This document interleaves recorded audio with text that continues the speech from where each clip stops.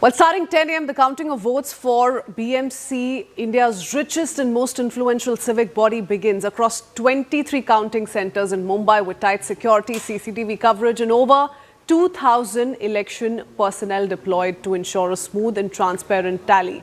As ballots are opened and tallied, most exit polls have pointed to a commanding lead for the BJP-Shiv Sena Mahayuti alliance, with projections suggesting the coalition could secure well over 130 of the 227 seats. In the meanwhile, the reunited alliance of Thackeray cousins, Uddhav Thackeray, Shiv Sena and Raj Thackre's MNS, also looks set for a disappointing performance, far below expectations. The outcome today is not just about the next 5 years of civic administration. It could reshape Mumbai's political map, end the Thackreys' long-standing dominance and signal broader shifts in Maharashtra's politics.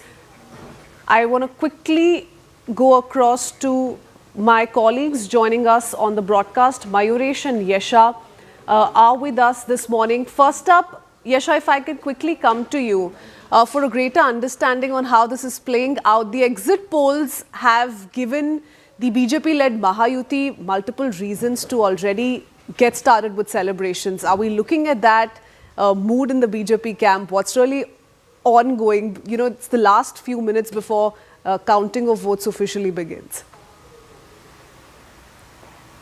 So absolutely, you know, when we speak of the BJP camp, with the kind of voter turnout that really came in for them, of course, you know, so far the official figures are yet to be announced, but the BMC figures have said that the voting was anywhere between 53 to 55%. Now, this is very close to the last polling percentage, which was at an all-time high.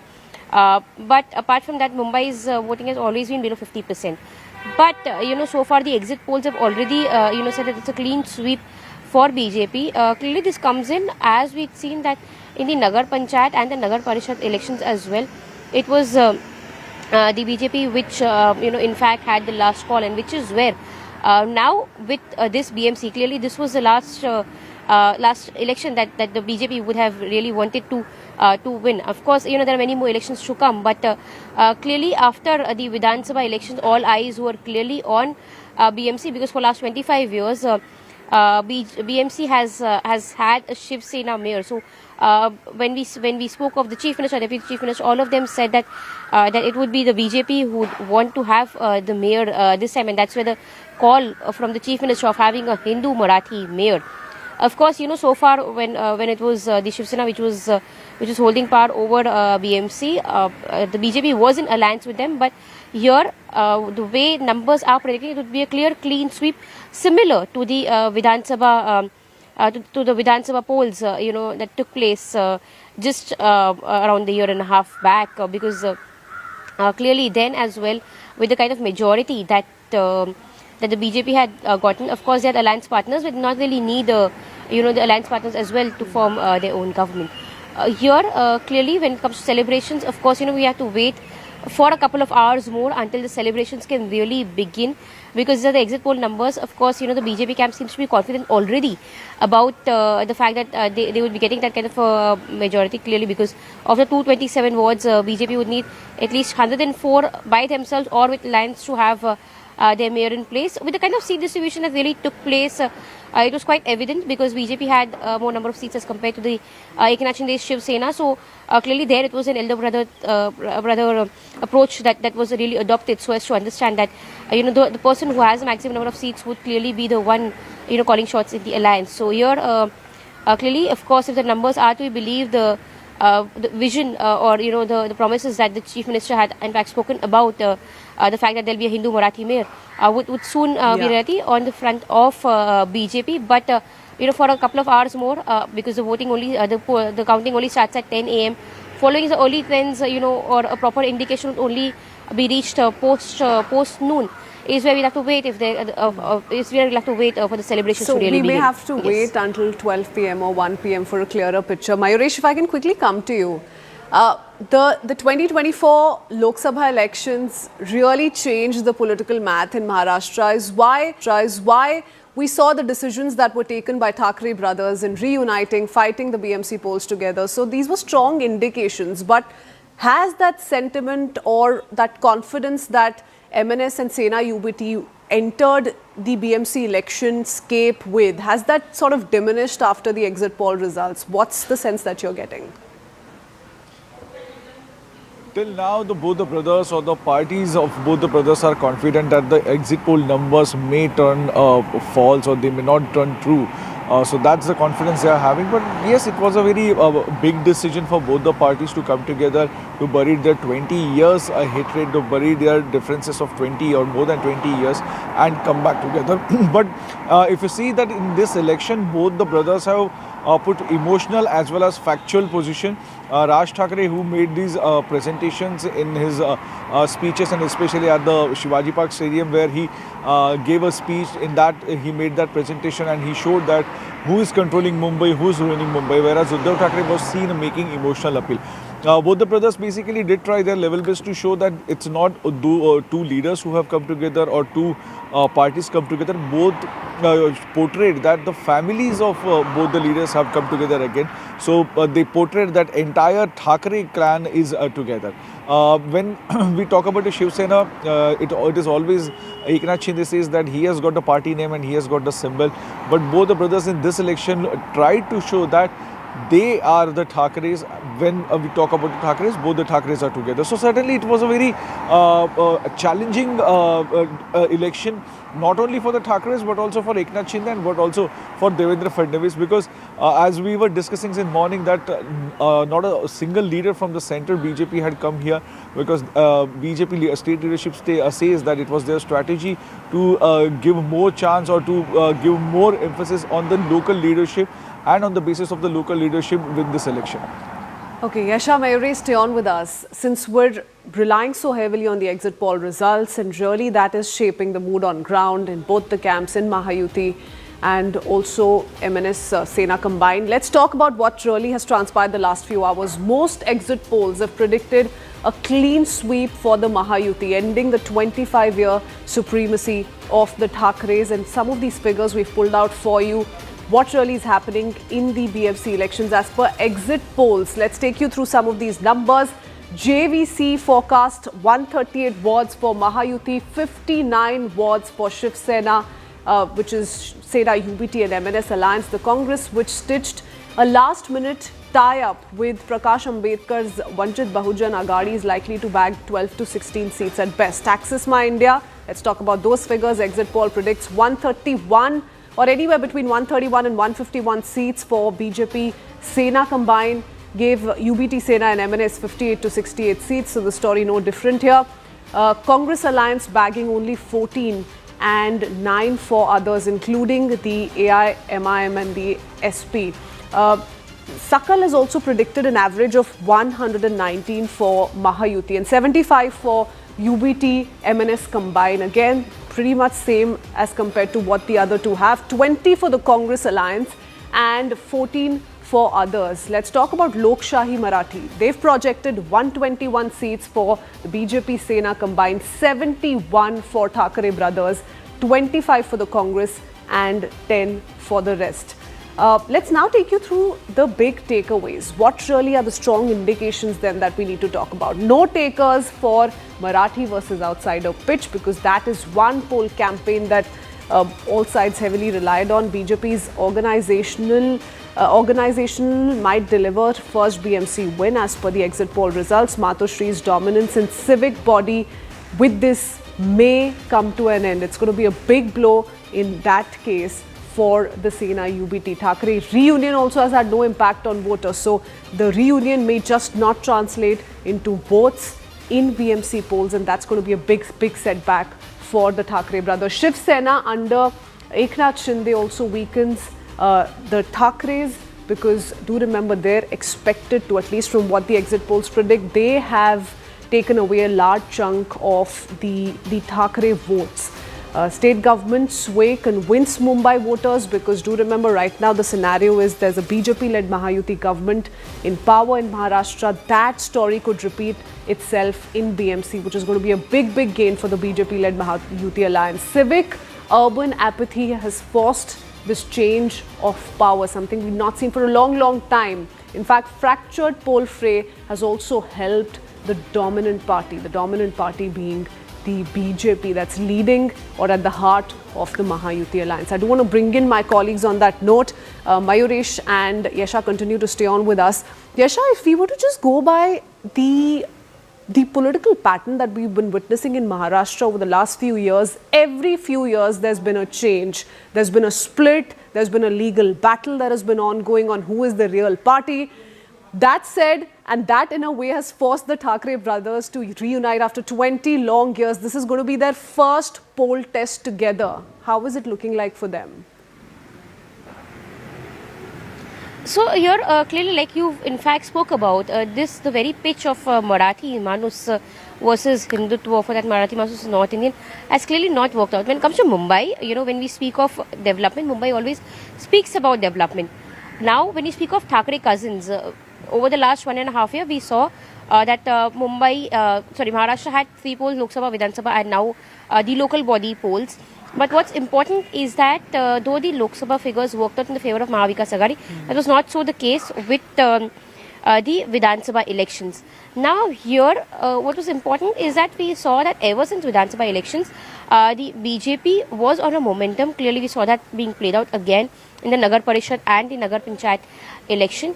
What was important is that now there was a pitch that really had to work out, and in that case, clearly the Thackeray cousins had to come together, because here, it was always portrayed, it was a wish of Bala Saheb Thackeray, someone who the entire Maharashtra would revere, and which is where the Thackeray cousins came in together. So this was seen as a last-ditch attempt just to gather the Marathi Manus on ground, or to gather the kind of a vote bank that the Thackeray's really had.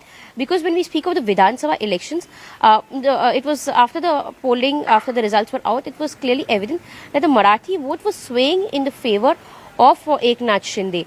But here it was again a test. Here most of the test was between Thackeray's and Shinde's. It wasn't really BJP versus Shiv Sena or Mahayuti versus Mahavikas Aghadi.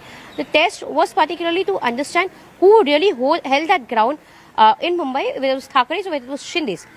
Here now, of course, what it really means for the Thackeray's is something that we'll be able to understand only once the results are out, or once we understand as to the kind of seats or the kind of wards that the Thackeray's have been able to gain, whether it is the traditional vote banks of Lalbagh, Parel, Worli, Shivri, all of this area. So has it been the other parts, the other communities that they've been able to reach out to?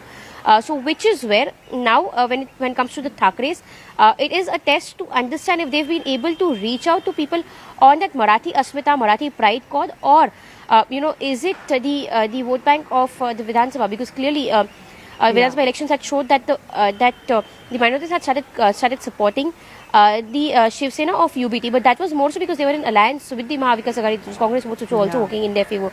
But here, now the kind of prediction that comes in, it's clearly evident that though it is a shift from the initial vote bank that the Thackeray's had, but the gain is more so towards BJP, and the loss when it comes to is the lesser figures. One needs to understand whether the MNS has made a comeback, or is it Shiv Sena UBT which has managed to get that seats. In that case, it would be a lesser loss of the seats in terms of UBT. The ship from sinking is also another aspect that comes to it. At least if the figures are going to be close, if it's going to be a close margin victory for the BJP-led Mahayuti. Now, all of this is speculations. We're going to have to wait it out until 12 p.m. or 1 p.m. Yasha, stay on with us. Mayuresh, stay on with us. Let's quickly talk about this controversy that has been playing out on the sidelines, though. A controversy erupted on polling day over allegations that ink applied on voters' fingers during the BMC elections could be easily wiped off. And this has prompted the Maharashtra State Election Commission to order a probe and also announce that the marker pens will not be used in the upcoming Zilla Parishad elections. Mayuresh continues to stay on with us. Mayuresh, to what level are these allegations true? This is an allegation primarily that's been leveled by the Sena UBT, and they're alleging collusion between the Maharashtra government and the State Election Commission. But has that been proven right? Could that indelible ink easily come off? Have people reported that increasingly? Absolutely, the people have reported that they have posted the videos on social media website or social media platforms. But the State Election Commission has outrightly denied it. They said that all those videos are misleading, and this particular ink, it is not that easy that it will go away. Within 15 seconds, the ink gets dried, and during that time, the voter is still in the premises of that particular booth, or he is still completing the process of voting, and that's why it is not that easy to remove that ink. Also, the State Election Commission said that whoever has done that, the person will not be allowed again to vote because that person has already casted the vote. But they have failed to answer that what if someone removes that link and go to other booth and vote on others' name, because there are several instances that even we have come across during the election day, that people, the name of the person was there, but the photograph of the person was not there, and the photograph was there was another photograph of the person. So certainly there is a kind of a mismatch also which we have seen. So certainly the Election Commission, though they have said that or they have refuted these kind of allegations, but there are videos which where we can clearly see that it can be easily removed with the help of a normal sanitizer or any liquid which is available in the market. That's the clarification that's coming from the State Election Commission. Mayutesh, thank you for that. I do want to bring in Yasha into the conversation, zoom out a little, look at the larger BMC poll result, the exit polls that have come in already. Figures are out. Counting of votes will begin 10 a.m. onwards. Expect a clearer picture around 12 noon or 1 p.m. It's going to be a non-stop coverage here on CNN News 18. Yasha, I do want to understand from you though what's changed in terms of the BMC election since 2017. That's when the last BMC polls took place. We're learning, if we were just to go by figures, the voter base in Mumbai has grown by over 12% since 2017. Interestingly, the number of candidates has declined by 25%, which also means this is a solid sign of consolidation among major players. How could that play out overall in results, Yasha? Absolutely. Now when we speak of 2017, the last election that took place was 2017. Now we're in 2026. It's almost 9 years, a decade. And in a decade, the city has drastically changed. Like we speak of the differences, clearly you spoke of the increase in vote percentage, but the decrease in the number of voters. All of these are important factors, but also what's important is to understand that the voter pattern, or for that matter, the voter demographic that has drastically changed.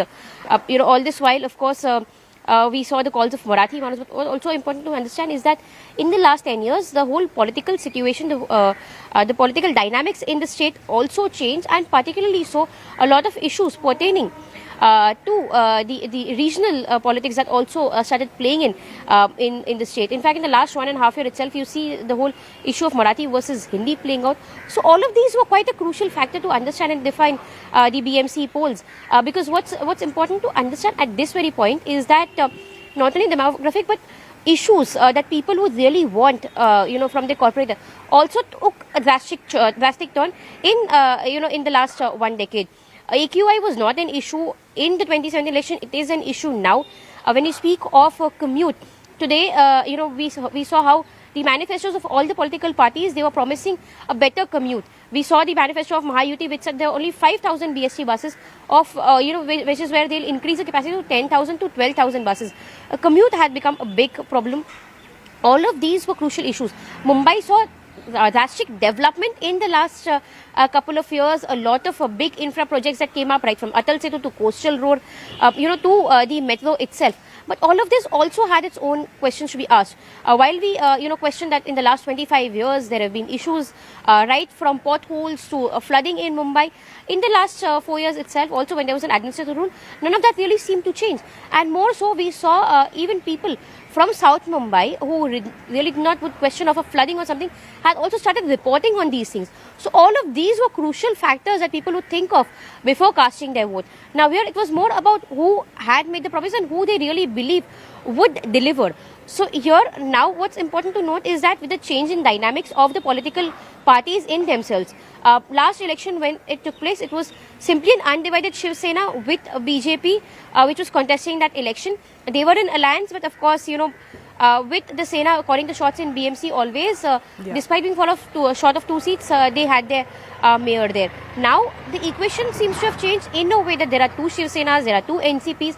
So here, even with the kind of voter equations that we understand, it's also to understand that voter equation with these political parties, because 2 NCPs, 2 Shiv Senas, 1 BJP, Congress and other allied parties as well. So all of this have in fact changed the whole narrative of BMC elections this time At around. least given the Vidhan Sabha victory of the BJP-led Mahayuti, it gives an advantage in terms of a proper structure to the Mahayuti alliance, but there's also a re-energized Mahavikas Aghadi with the Thackeray brothers reuniting. So who's going to outweigh, which advantage is going to outweigh the other remains to be seen.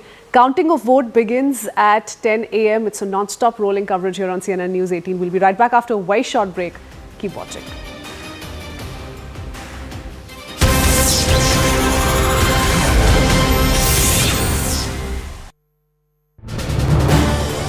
This is News 18 Network.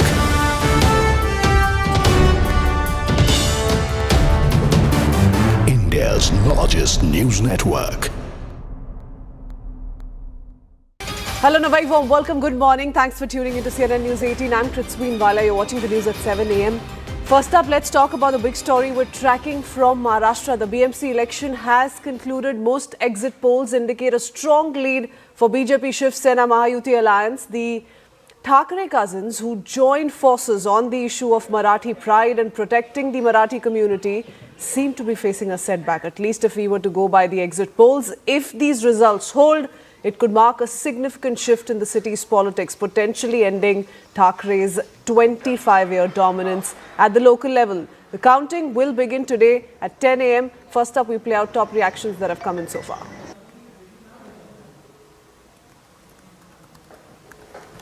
Nagpur के हमारे उम्मीदवार श्रीमान भूषण शिंगड़े, इनके ऊपर कांग्रेस के लोगों ने जानलेवा हमला किया। उनका हाथ टूटा, उनके पैरों पर भी चोट आई है, सिर पर भी चोट आई है, साथ में जो थे उनका भी सिर फूटा है। और एक प्रकार से चुनाव जब जीत नहीं सकते तो इस प्रकार से हमला करना ये लोकतंत्र को कालिक पोतने जैसा है, लेकिन इसका जवाब जनता देगी। और जो आपने कहा, मुझे ऐसा लगता है कि जिन्होंने भी मुझ पर कुछ कहा होगा उनको भी जवाब जनता ही देगी। बरं का, आता काहीतरी नवीन पेन आणलंय आणि ते पेन मध्ये इतक्या तक्रारी सगळ्या बाजूनी येत आहेत की तुम्ही बाहेर पडल्यावरती त्याला जर सॅनिटायझर लावलं तर ती शाई जाते। म्हणजे आता कालचं घ्या, तुम्ही एक दिवस वाढवून दिला उमेदवारांना की तुम्ही मतदारांपर्यंत जाऊ शकता। आता हा असा कुठचाही नियम नाही जो कोणत्याही निवडणुकांमध्ये वापरला नाही, तो अचानक नवीन आणला। म्हणजे ते फरक म्हणजे परत ते कशासाठी पैसे वाटायला।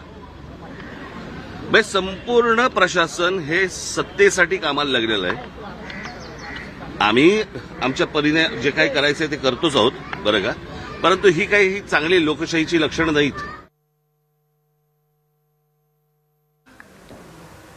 All right, quickly going across to my colleague Mayuresh, who joins us this morning. Mayuresh, counting will begin at 10 a.m. So expect a lot of action the next few hours. But speaking of the exit poll results, clearly favouring the Mahayuti alliance. And if that result were to hold true, this is going to be historic in ways more than one. What has been the reaction of all stakeholders concerned ever since the exit poll results came out? Take us through what's happening this morning.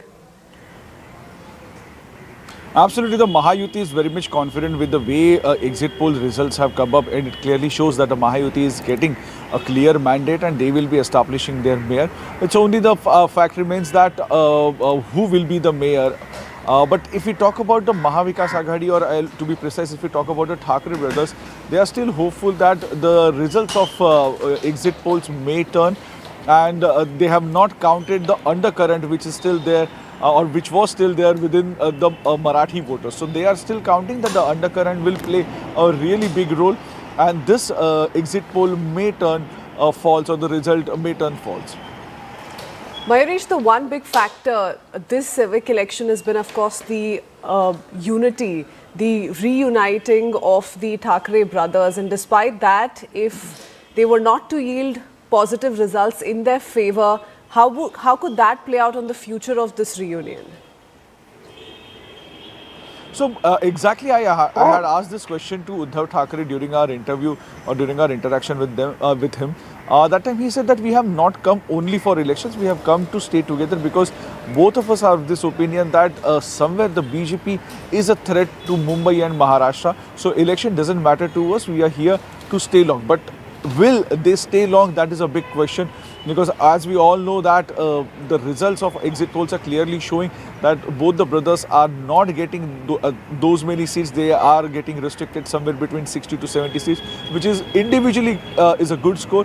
But when you are in alliance and when you are getting these double digit numbers, that is certainly not a good score, because to establish the mayor in Mumbai, you need more than 100 seats together, so that you can think about getting some other alliance partner or a small support of some smaller parties. But here, both the brothers are, if they are getting restricted between 60 to 70, so that is a big concern.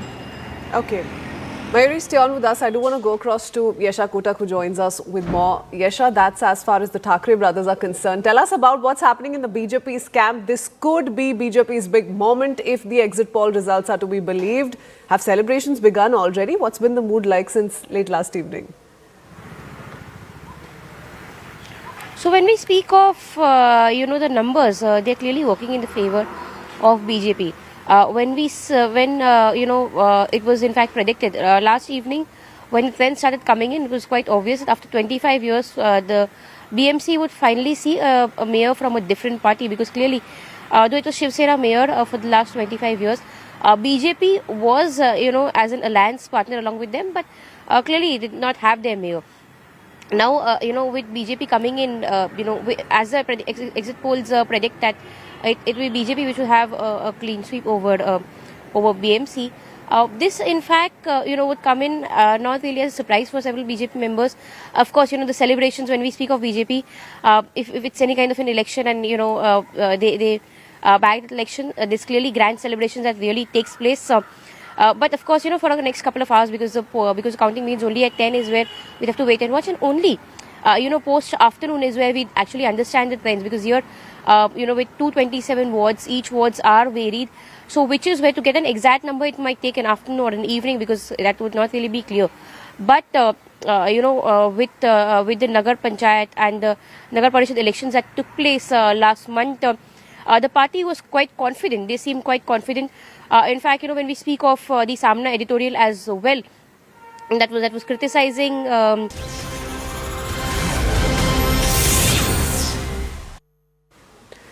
Welcome back. We return with breaking news that's just coming in from Jammu and Kashmir. Kashmir Tourism Security is getting a joint review push, and it aims to review the security of tourist spots.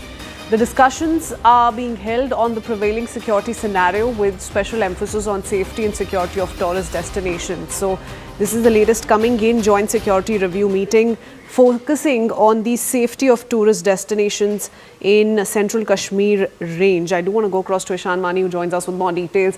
Ishan, who was this meeting chaired by? The officials who attended the meeting, give us more details, and any formal outcomes that have been announced? Well, this is to enhance the security of tourism places, since the footfall has increased for the first time post-Pahalgam, and to ensure that all the vulnerable points are plugged.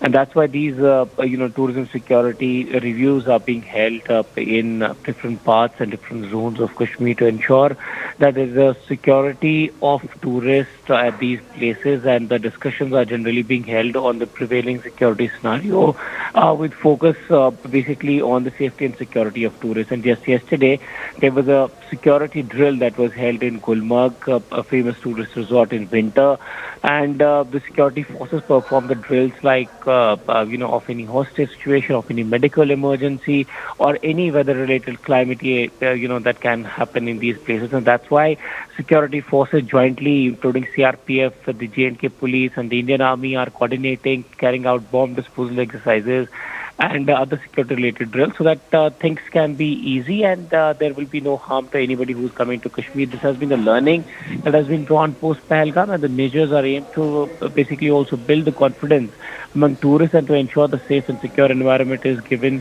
to them. And officers have been directed basically to stay vigilant and have maintained a coordination between all the groups that are maintaining security in Kashmir. Because, you never know what the enemy is trying to do, but to ensure that the security is kept paramount, that's why these security review meetings are being held in different zones of Kashmir, particularly those where tourists are coming in numbers. Many thanks, Ishan, for getting us a quick update on the latest coming in from J&K and how security measures are being revisited, revised in the wake of the Pahalgam attack, especially given the footfall has increased. Shifting our focus now to more news, we're tracking Air India flight AI-101 and Airbus Air 350 suffered significant damage to its right engine after ingesting a baggage container while taxiing at Delhi airport in dense fog. The flight had returned to Delhi due to sudden closure of Iranian airspace, which affected its planned route to New York. The DGC has also launched a probe and has grounded the aircraft for repairs, is also assisting affected passengers with rebookings and refunds. That's the latest coming in as we speak. Air India's new Airbus carrying over 250 passengers suffered this double setback while operating from Delhi to New York. This was reported on Thursday morning. The flight had to return to Delhi due to sudden closure of the Iranian space, but while taxiing to the parking bay at the airport, an improperly secured container was sucked into one of its engines. It was taxiing back to its bay parking spot in a very dense fog condition, and while taxiing it encountered a baggage container or a trolley that was left behind on the taxi track, and the container or parts of container got sucked inside the engine. It has nothing to do with the piloting skill, pilot error, aircraft technical or anything, but it is a very big reminder for all the airport management, airport operators that we need to upgrade our infrastructure. The need to upgrade our infrastructure is the call being given by several aviation experts. Anvit Srivastav joins us with more details. Anvit, double setback really for passengers that were travelling in this flight. We're learning at least 250 people were on board the flight. But tell us what really happened while this plane was taxiing, was in the parking bay. What went wrong? See, this plane had returned because of the closure of the Iranian airspace, and it was a flight from Delhi to JFK, and it had to return. So when it landed at Delhi Airport runway 28, it was taxiing back from 242, and that was when a tug was also carrying containers. These containers are used for transportation of luggage, and one of the containers fell off, and it was left behind, and the tug moved away, is what we are being told. And that container that was left left on the tarmac, and this plane was at the same time was taxiing, was maneuvering towards the parking bay, and it was at that time when this container was ingested into the right engine of the aircraft, which is the second engine, and it caused certain damage to the engine. And now it is being looked into. DGC has also ordered officially an inquiry into it, and now it will be looked into whether it was a mistake of the ground controllers, whether it was the person who was carrying the tug, who was the person who was behind. The accountability certainly will be said. It is also a big loss for the airline because the damage that has been certainly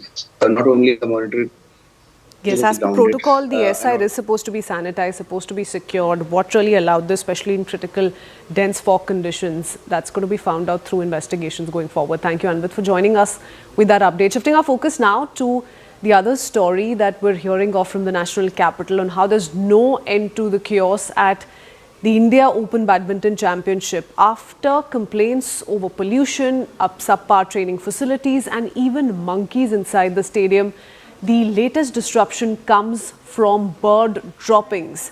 Now we're learning that the play was halted again on Thursday during the men's single pre-quarter final between India's HS Pranoy and Singapore's Lorcaine at the Indira Gandhi Indoor Stadium in New Delhi. The match was stopped twice in the second round as droppings fell from the stadium ceiling.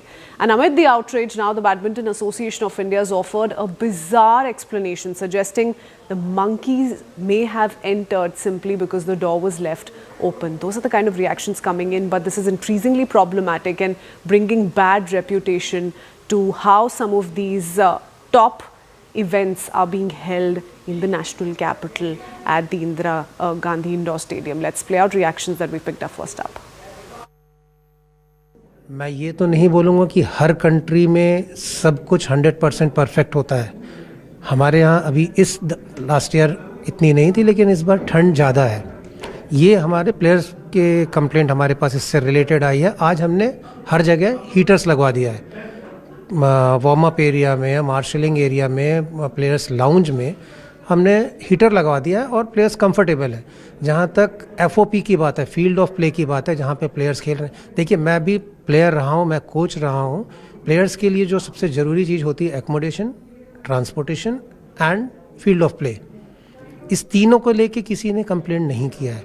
Media को invite कर रहा हूँ कि आप आके देखिए. ये केवल बैडमिंटन की बात नहीं, ये देश की इज्जत की भी बात है.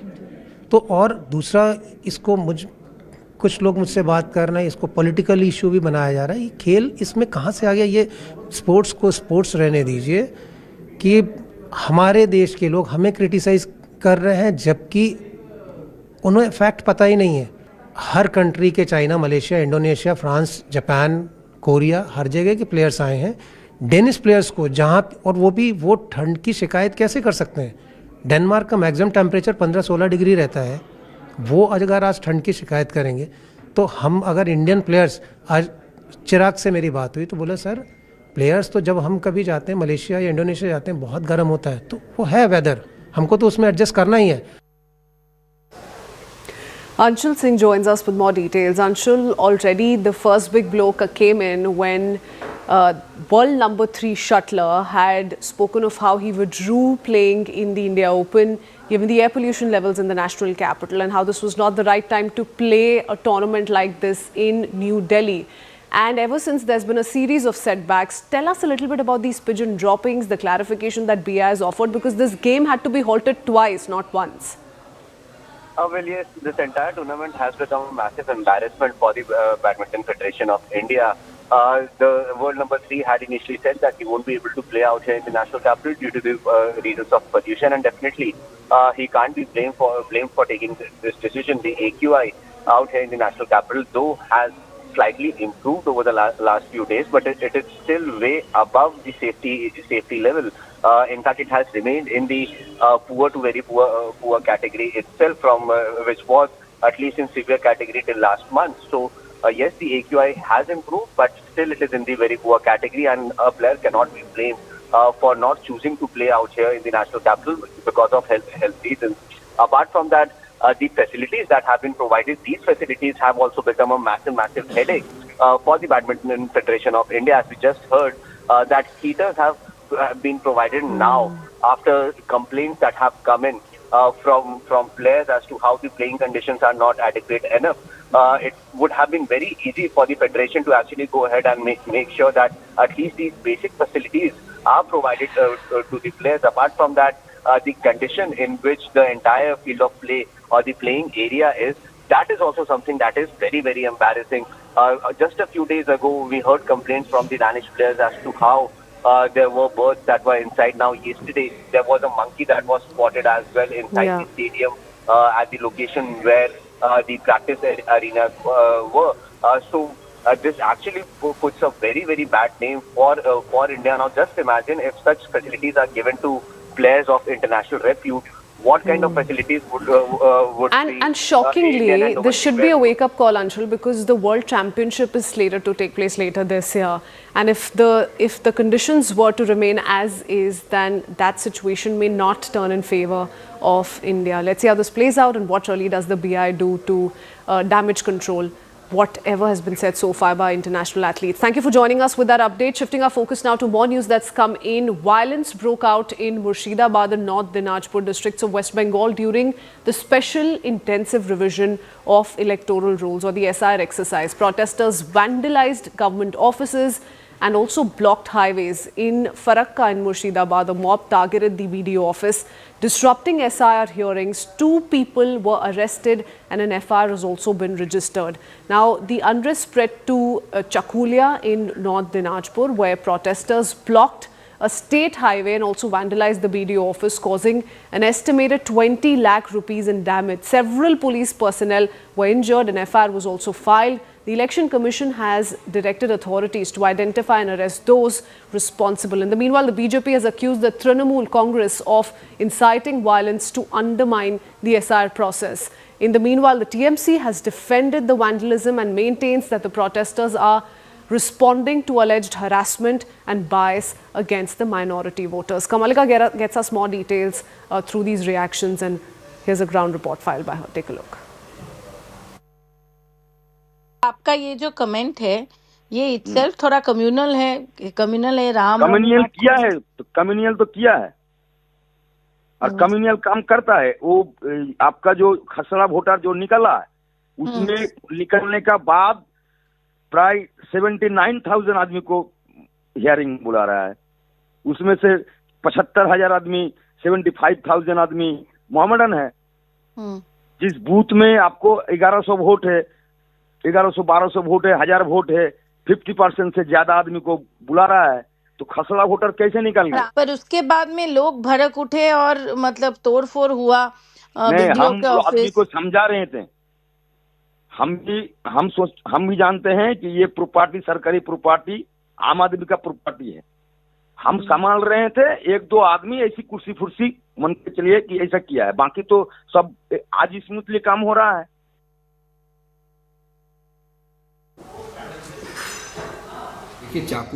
चाकुलिया में जो घटना घटी वो दर्शाता है कि कैसे टीएमसी ने पूरे स्टेट में जहर को लेकर गुंडागर्दी शुरू कर दिया है। दोनों जगह का अगर आप देखेंगे दोनों जगह में मुसलमान जो डेमोग्राफी है वो मुसलमान ज़्यादा है वहाँ के विधायक दोनों जगह के विधायक है एक जगह हमीदुर है और एक दूसरा विधायक है हमीदुर रहमान उधर का चाकुलिया का विधायक है उन लोगों ने घुसकर बीडीओ ऑफिस में तोड़फोड़ की पुलिस ने आंसू गैस के गोले छोड़े और वहाँ पे आईसी का सिर फट गया इनका उद्देश्य एक ही है टीएमसी करते हैं कुछ क्या करते हैं कुछ नहीं इनका उद्देश्य एक ही है कि जैसे भी हो बंगाल को इस्लामिक स्टेट में इसको रूपांतरित किया जाए वो आज टीएमसी कर रहे हैं कल कांग्रेस करेंगे परसों सीपीएम करेंगे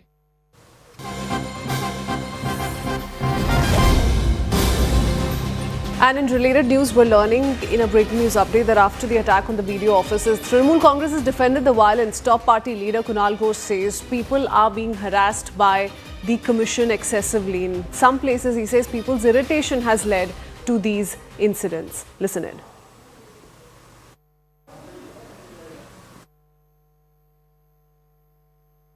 देखिए हम लोग कोई लॉ ब्रेक करने का कोई सपोर्ट नहीं कर रहा लेकिन देखना होगा वहाँ पे इलेक्शन कमीशन क्या कर रहे हैं जेन्युइन वोटर्स को हैरास कर रहा है बुजुर्गों को हैरास कर रहा है जो फिजिकली वीक है इल है और एम्बुलेंस में जाना पड़ रहा है और हैरास कर रहा है बार बार एक ही आदमी एक ही परिवार को हैरास कर रहा है डॉक्यूमेंट्स देने के पर भी वो रिसीव नहीं कर रहा है तो पब्लिक को वो प्रोवोक कर रहा है तो एक गरीब आदमी कितना बार एक ऑफिस में जाएंगे काम छोड़ के तो शायद वहां पर वैसे कोई प्रॉब्लम हुआ हम लोग डिटेल सब कलेक्ट कर रहे हैं Kamalika Sen-Gupta joins us with more details. Kamalika, tell us everything that happened here. People were supposed to turn up for SR hearings. Situation went out of hand in no time and there's a lot of political back and forth that's essentially ongoing.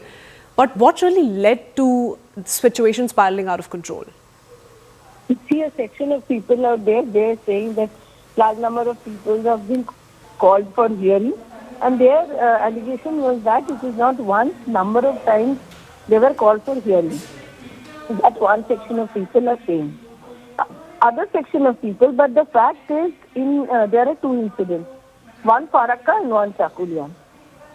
In Farakka, that is in Murshidabad, it was clearly seen that Manirul, who is the MLA of that region, he came and he gave such a statement differentiating between Ram and Rahim, that might have incited the crowd. But as we spoke to him, he was absolutely saying that his involvement was not there. He was trying to convince, which was not visible anywhere in the bite which he gave there. And then what the visuals showed is that how people went inside, the mob went inside and vandalized. The second case which happened in Chakulia, the huge number of people were called for hearing. But suddenly they became very violent, and they absolutely vandalized the BD office. Not only that, they also attacked the police. This is something which is also now in a pattern. That's a very big concerning area. 10 people have been arrested, but the attack on police was also something which is very concerning. Kamalika, many thanks for joining us with all those details. Situation most certainly went out of hand with this incident of vandalism that broke out in Murshidabad. We're tracking that very closely. For now, heading into a very quick breather, though. We'll be right back with lots more in just a bit.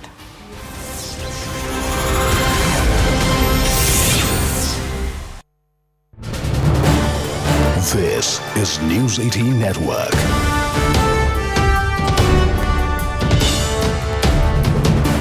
India's largest news network. Hello, Navai, warm welcome. Good morning. Thanks for tuning into CNN News 18. I'm Kritsween Wala. You're watching the news at 7 a.m.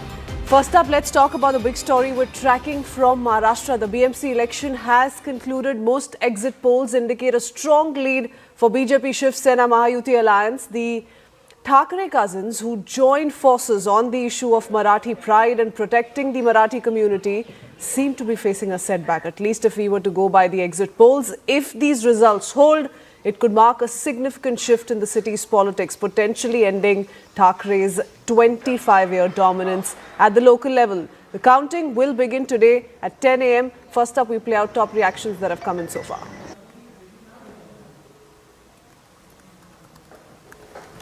Nagpur के हमारे उम्मीदवार श्रीमान भूषण शिंगड़े, इनके ऊपर कांग्रेस के लोगों ने जानलेवा हमला किया। उनका हाथ टूटा, उनके पैरों पर भी चोट आई है, सिर पर भी चोट आई है, साथ में जो थे उनका भी सिर फूटा है।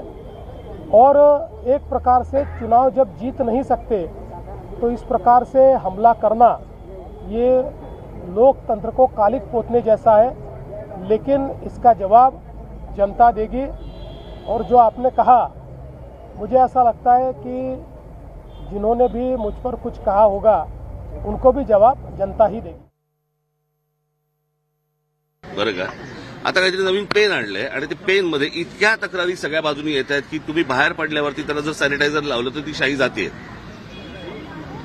म्हणजे आता कालचं घ्या, तुम्ही एक दिवस वाढवून दिला उमेदवारांना की तुम्ही मतदारांपर्यंत जाऊ शकता। आता हा असा कुठचाही नियम नाही जो कोणत्याही निवडणुकांमध्ये वापरला नाही, तो अचानक नवीन आणला। म्हणजे ते फरक म्हणजे परत ते कशासाठी पैसे वाटायला। म्हणजे संपूर्ण प्रशासन हे सत्तेसाठी कामाला लागलेलं आहे। आम्ही आमच्या परीने जे काही करायचंय ते करतोच आहोत, बरं का, परंतु ही काही चांगली लोकशाहीची लक्षणं नाहीत। All right, quickly going across to my colleague Mayuresh, who joins us this morning. Mayuresh, counting will begin at 10 a.m. So expect a lot of action the next few hours. But speaking of the exit poll results, clearly favouring the Mahayuti alliance. And if that result were to hold true, this is going to be historic in ways more than one. What has been the reaction of all stakeholders concerned?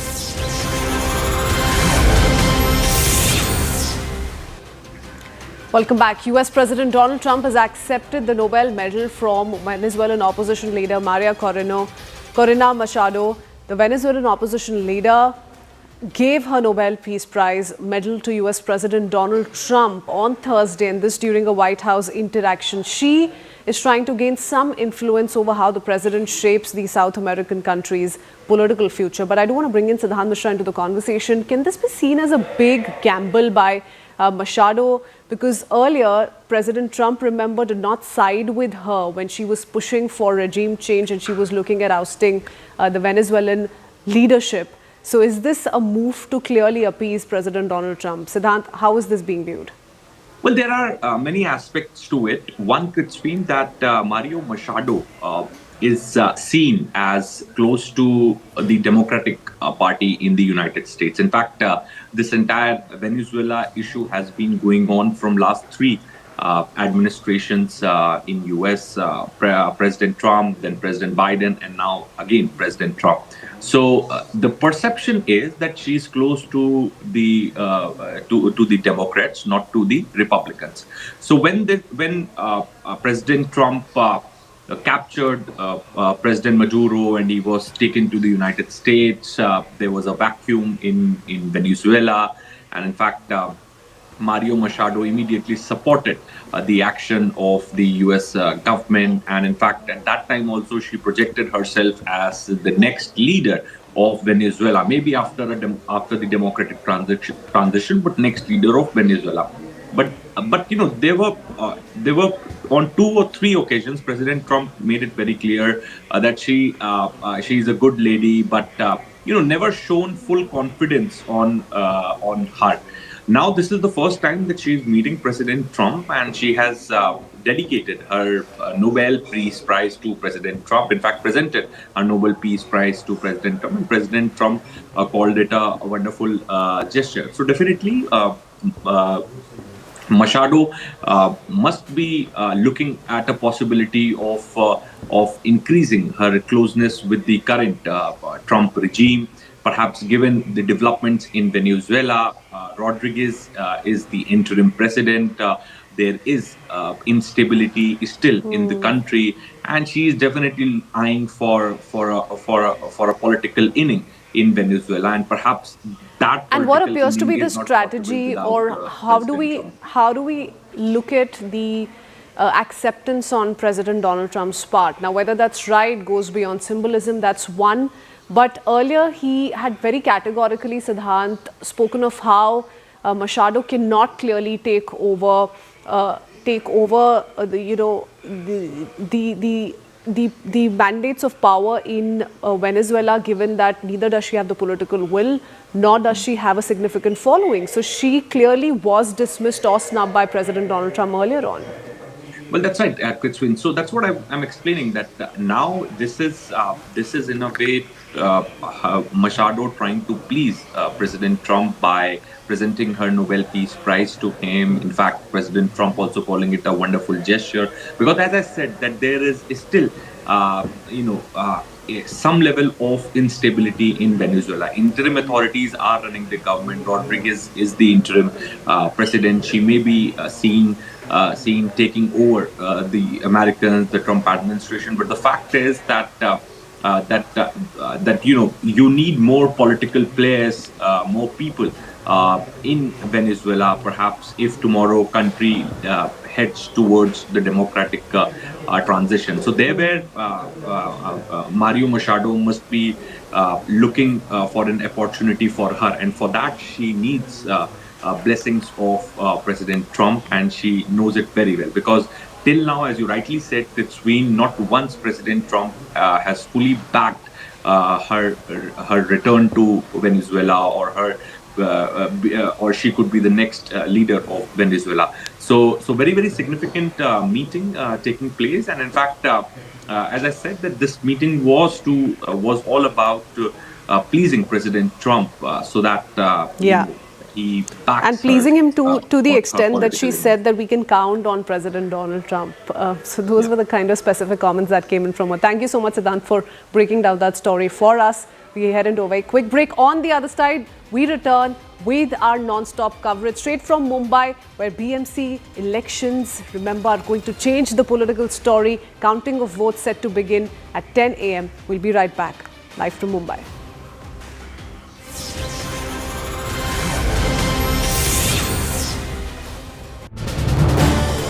This is News 18 Network.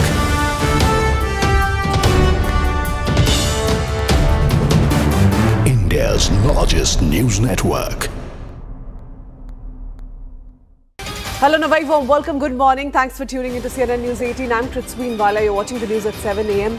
First up, let's talk about the big story we're tracking from Maharashtra. The BMC election has concluded. Most exit polls indicate a strong lead for BJP Shiv Sena Mahayuti alliance. The Thackeray cousins, who joined forces on the issue of Marathi pride and protecting the Marathi community, seem to be facing a setback, at least if we were to go by the exit polls. If these results hold, it could mark a significant shift in the city's politics, potentially ending Thackeray's 25-year dominance at the local level. The counting will begin today at 10 a.m. First up, we play out top reactions that have come in so far.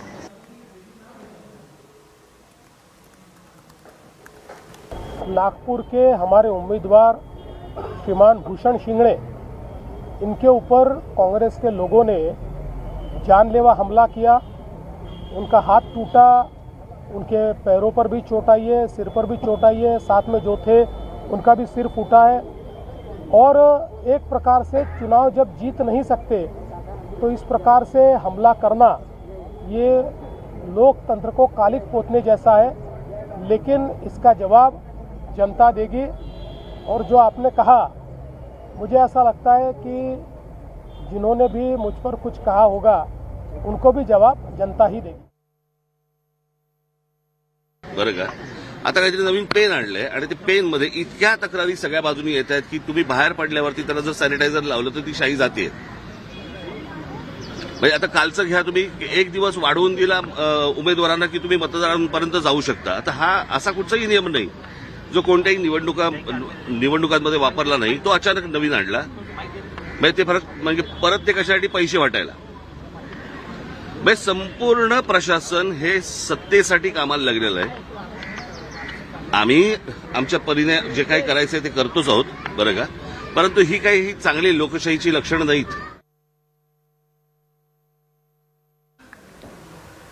All right, quickly going across to my colleague Mayuresh, who joins us this morning. Mayuresh, counting will begin at 10 a.m., so expect a lot of action the next few hours. But speaking of the exit poll results, clearly favouring the Mahayuti alliance, and if that result were to hold true, this is going to be historic in ways more than one. What has been the reaction of all stakeholders concerned ever since the exit poll results came out? Take us through what's happening this morning.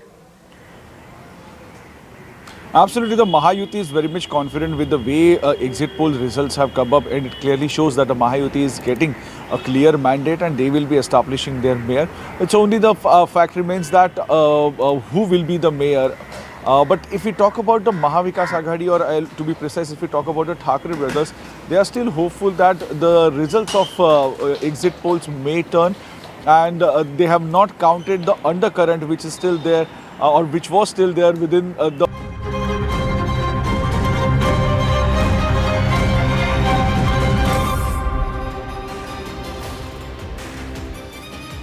Hello and welcome. A very good morning to you. We're coming to you live from Mumbai, overlooking the beautiful Arabian Sea. And of course, in the background, you can see one of Mumbai's most iconic buildings, the Taj Hotel. This is the day that counts, at least as far as the BMC is concerned. In about an hour's time, the EVMs will be unsealed, the counting will begin, and we will get to know by noon or so who will get to rule this city for the next 5 years. It is the richest municipal corporation in Asia. For the last 3 years, Mumbaikars have been running from pillar to post because the BMC got dissolved. They didn't have corporators. Now they can, once and for all, for the next 5 years, decide who will get to rule over this city. Is it going to be a vote for development, a vote of continuity from the assembly elections that we saw in 2024? Or will it be a vote for Marathi Manus? The Thackeray brothers have united after 20 long years. They are saying that this is their last stand. This is their last vote to try and save their bastion. In this special coverage, along with me, our political editor Aman Sharma, and we've got a series of political guests. China NC spokesperson of the Shiv Sena Shinde faction, Avinash Adik, spokesperson of the NCP Ajit Pawar faction, and Mrinalini Deshmukh, senior lawyer, is also joining us. We'll also be joined by Daniel Francis, political commentator, in just a bit. But China, let me start with you first. You know, everyone is talking about this is the day that will decide, you know, which way the BMC goes. Will it be a vote for development, vote for continuity? The Thackeray brothers have said this is the last stand to save the Marathi Manus. But why have people not turned up? Election Commission has just released the final figures for the voting. 52.94, about 53%, which is slightly less than last time, but better than the time before that. Honestly, Zaka, I think that this is only a vote for development. People have realized that they don't want any tutu meme. The so-called people who pretend to be positioning for the Marathi Manus actually did nothing for them for 25 years. It was our leader, Eknathji Shinde, that worked on ground and ensured that 17,000 homes in Ramabai Nagar, or getting the Sthanik people back to BDD Chaul, or working for the Girni Kamgars, or for that matter, even Devendra Fadnavis and Eknathji Shinde working tirelessly for Abhi darja for Marathi as a state and as a bhasha. So people have realized that people who work from home need to be given that message that stay at home, and those that work on ground are welcome to continue to champion the cause of the citizens. Today, if you ask Gen Z, what are the core issues? They talk about the environment, they talk about the air quality index. Our government has announced a 17,000 crore package for green initiatives, 5,000 electric buses that reduce emission, and if you see the 435 kilometer metro network, which is really state of the art and probably the best in the country. There were certain people that took political egos and stalled these kind of projects, which cost the city 10-12,000 crores extra. So there are certain people who are just eyeing the 74,000 crore budget of the BMC, and there are certain who want to make sure that that budget is well spent. If you look at a city like Mumbai, it's sad that we don't even have one sewage treatment plant. You know, the affluence and all the pollution is just chucked into the sea, and that's why you see the sea there. Look at the color.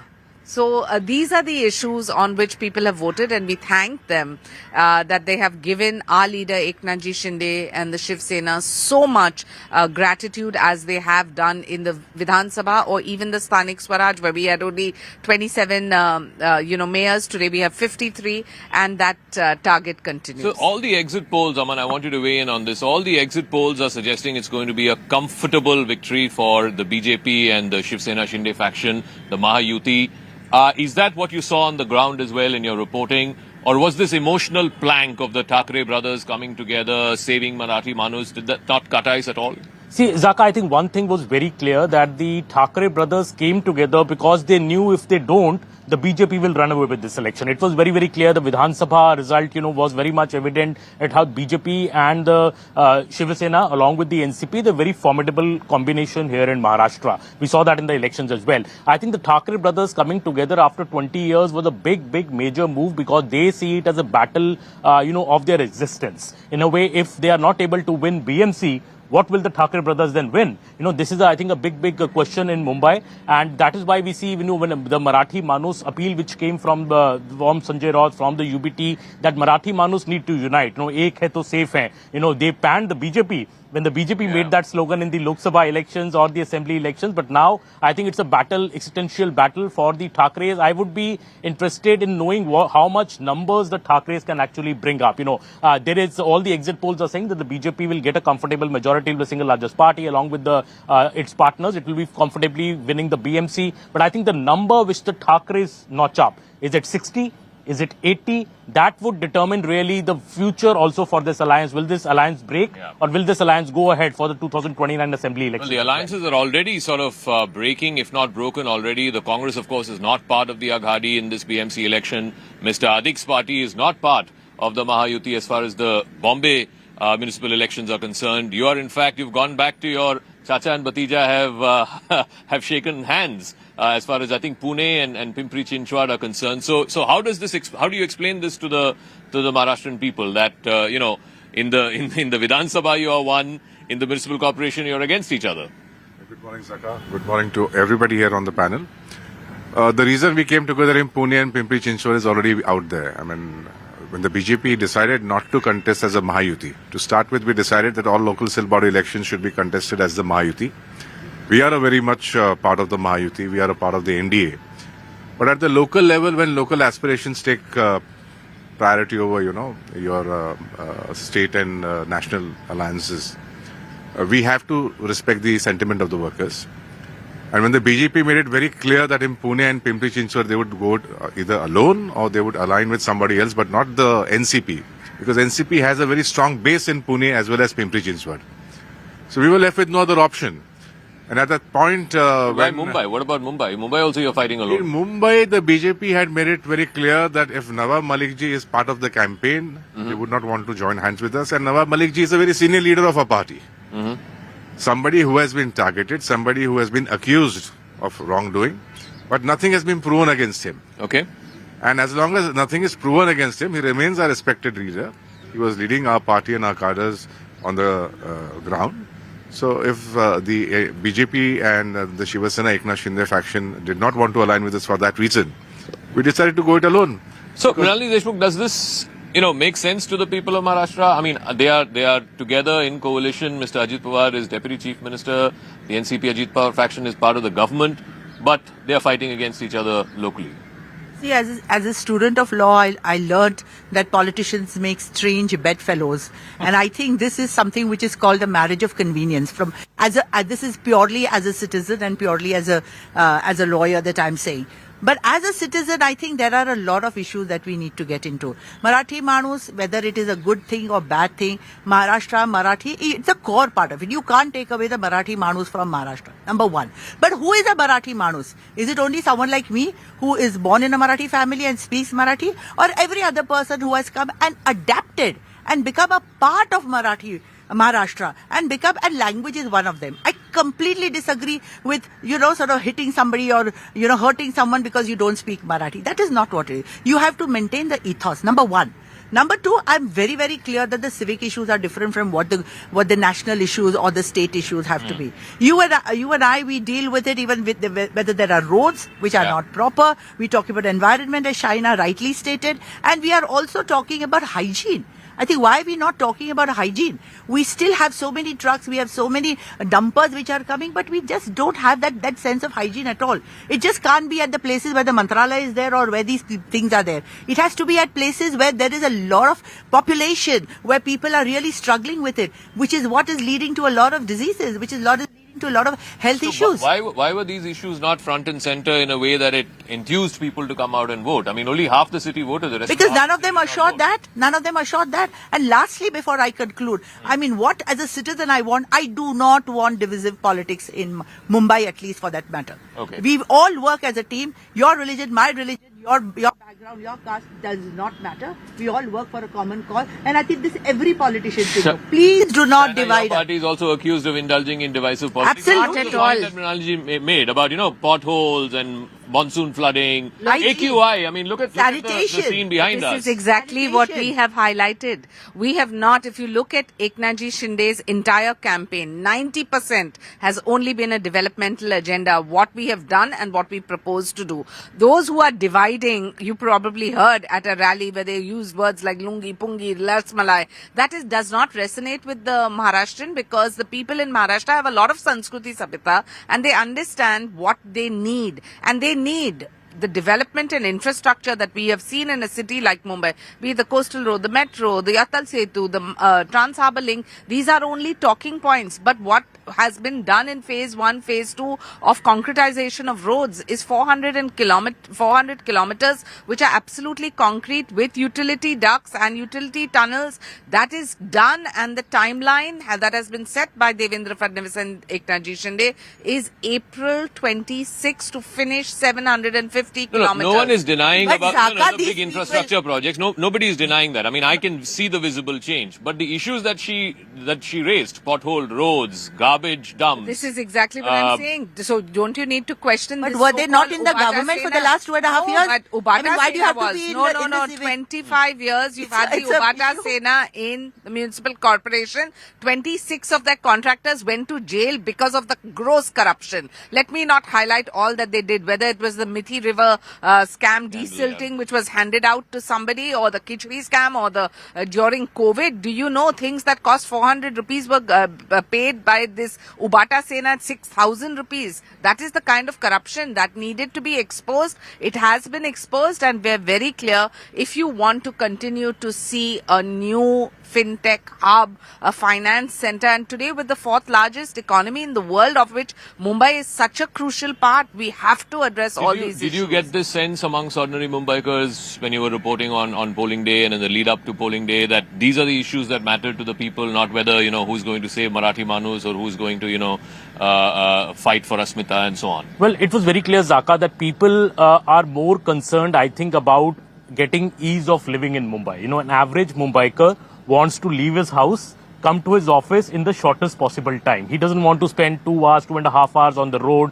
or in crowded locals. He wants ease of living. And I think the BJP and the Shiv Sena government and the NCP, the Mahayuti has worked a lot in this regard in the last few years by going for metro in Mumbai, going for the coastal road, the Atal Setu, speaking about air-conditioned locals. But at the end of the day, the people were not so impressed with this whole, I think, the whole campaign around, will it be a Marathi, Hindu mayor? It should be, and the other kind of the people in Mumbai don't want this, I would say, this bitter politics. People want the local issues to be discussed. In Mumbai, if you go right now, I have driven around for the last 2 days. Potholed roads is a real problem. You go anywhere, you see potholed road. You'll see uncleanliness, in fact, also in Mumbai, which I didn't see a few years back when I came here. So I think that are the major issues of people. People want their corporators. For last 3 years, people haven't had the corporator. So corporator is the person that the people will go to the first. That man is missing. So I think this BMC election, I think a lot also about civic issues, and I think those are the issues that really matter. So, Mr. Adik, I mean, these issues were not highlighted by any of the parties. They were all busy talking about, will there be Marathi mayor, Hindu mayor? One party was saying Bangladeshis need to be thrown out of Mumbai, so on and so forth. Aren't these the issues that matter to ordinary citizens? What happens very unfortunately is the political narrative. When somebody sets a tone, we have to come and give a reply. This started about because the Thackeray brothers came about and said that we are going to give a Marathi Manus as the mayor. And if the feedback from the media consultants was that we have to give a reply, a befitting reply had to be given. Now, good governance not means... like if you win, you will make a non-Marathi person a mayor. I mean, come on. Very unlikely. But exactly. No, I'm just saying. It's He's a good citizen who works for the Is it worth responding? Is religion important? Mayor? Do we need a good administrator? Do we need a good person to lead and solve these issues? Or do we need somebody who is going to appeal to whatever makes it appealing to the larger voter sections? Now, the poor turnout is what is worrying me. Okay. When you say it's less than 53%. Yeah, correct. That is, I think, a unanimous verdict the people have passed against the entire political fraternity. So I think all of us need to introspect. All of us need to be very careful about what kind of issues we must spearhead and take forward to the people hereafter. The old politics that Mumbai was used to, I think those are bygone days. Results are yet to come. But I feel very confident that the days that we were used to, the thoughts and the preachings that ruled Mumbai and Mumbaikars' hearts, those are going to change. So I want to go across to our colleague Yasha also, who's joining us. Yasha, really this is, at least as far as the Thackeray brothers are concerned, this is sort of a last stand for them. They've also made that pitch about, this is about saving the Marathi Manus and, saving Marathi Asmita, etc. Is that having any resonance at all? Because, even in the last assembly election, this whole thing about who will be Balasaheb's legatee, that vote seems to have gone with Mr. Eknath Shinde. Absolutely. Osaka, when we speak of the Thackeray cousins, the reason they've come together, clearly, like you've mentioned in the Vidhan Sabha election, it's quite evident that the Marathi Manus or the Maharashtrians in the state have gone in the favor of Eknath Shinde. So here, when you speak of the whole narrative that was created by Thackeray cousins, they came together on the stance of the Hindi versus Marathi debate, when Hindi was being made compulsory in schools. This was in order to gain that trust back. It was in fact to show that they are fulfilling that long-standing dream of Balasaheb Thackeray. Because clearly, for any Maharashtrian, for any Mumbaiker, it is evident that it was Balasaheb Thackeray who was the one who would be the savior for a Marathi Manus. Here, of course, ever since Vidhan Sabha elections, when the Nagar Panchayat election took place, Nagar Parishad election took place, it was very evident that the wave is clearly in the favor of the Mahayuti. Here, it was a last-ditch attempt, like you've been mentioning, but here it was more so amidst the wave. When we also spoke to people on ground, it was more so to ensure that when it comes to the legacy of Thackeray, it does not go down to zero. Which is where, Thackeray cousins coming together was this last hope, saying that they are protecting the Marathi Asmita or the Marathi pride. Of course, here, as far as the exit poll results are concerned, we clearly see how, the Mahayuti is at an edge as compared to the Thackeray brothers. But here the fact that right from 60 to 80, when you speak of different polls, there's a margin of 60 to 80 seats that the Thackeray cousins would still get, which would mean that there's still a strong opposition. When you speak of Vidhan Sabha elections, we're very expecting with the exit polls, it was a clear sweep in the Vidhan Sabha election wherein the BJP had an absolutely clear majority and the alliance partners were just adding up to those voting numbers. So is the case now as well, but here It is more about Thackeray cousins giving that strong competition to Mahayuti, which we see is expecting as far as the exit poll results are concerned. Yes. What is interesting also, Aman, is, this whole Hindi versus Marathi debate, at least to some extent in Mumbai, seems to be a bit of a false equivalence because almost half the city, 45% of the population of the city is actually non-Marathi speaking. They are from, UP or Bihar, they're South Indian, Gujarati, Marwadi. There's a whole cluster of population that are non-Maharashtrian, that are non-Marathi speaking, and they seem to be consolidating in favor of the BJP and the Shinde Sena.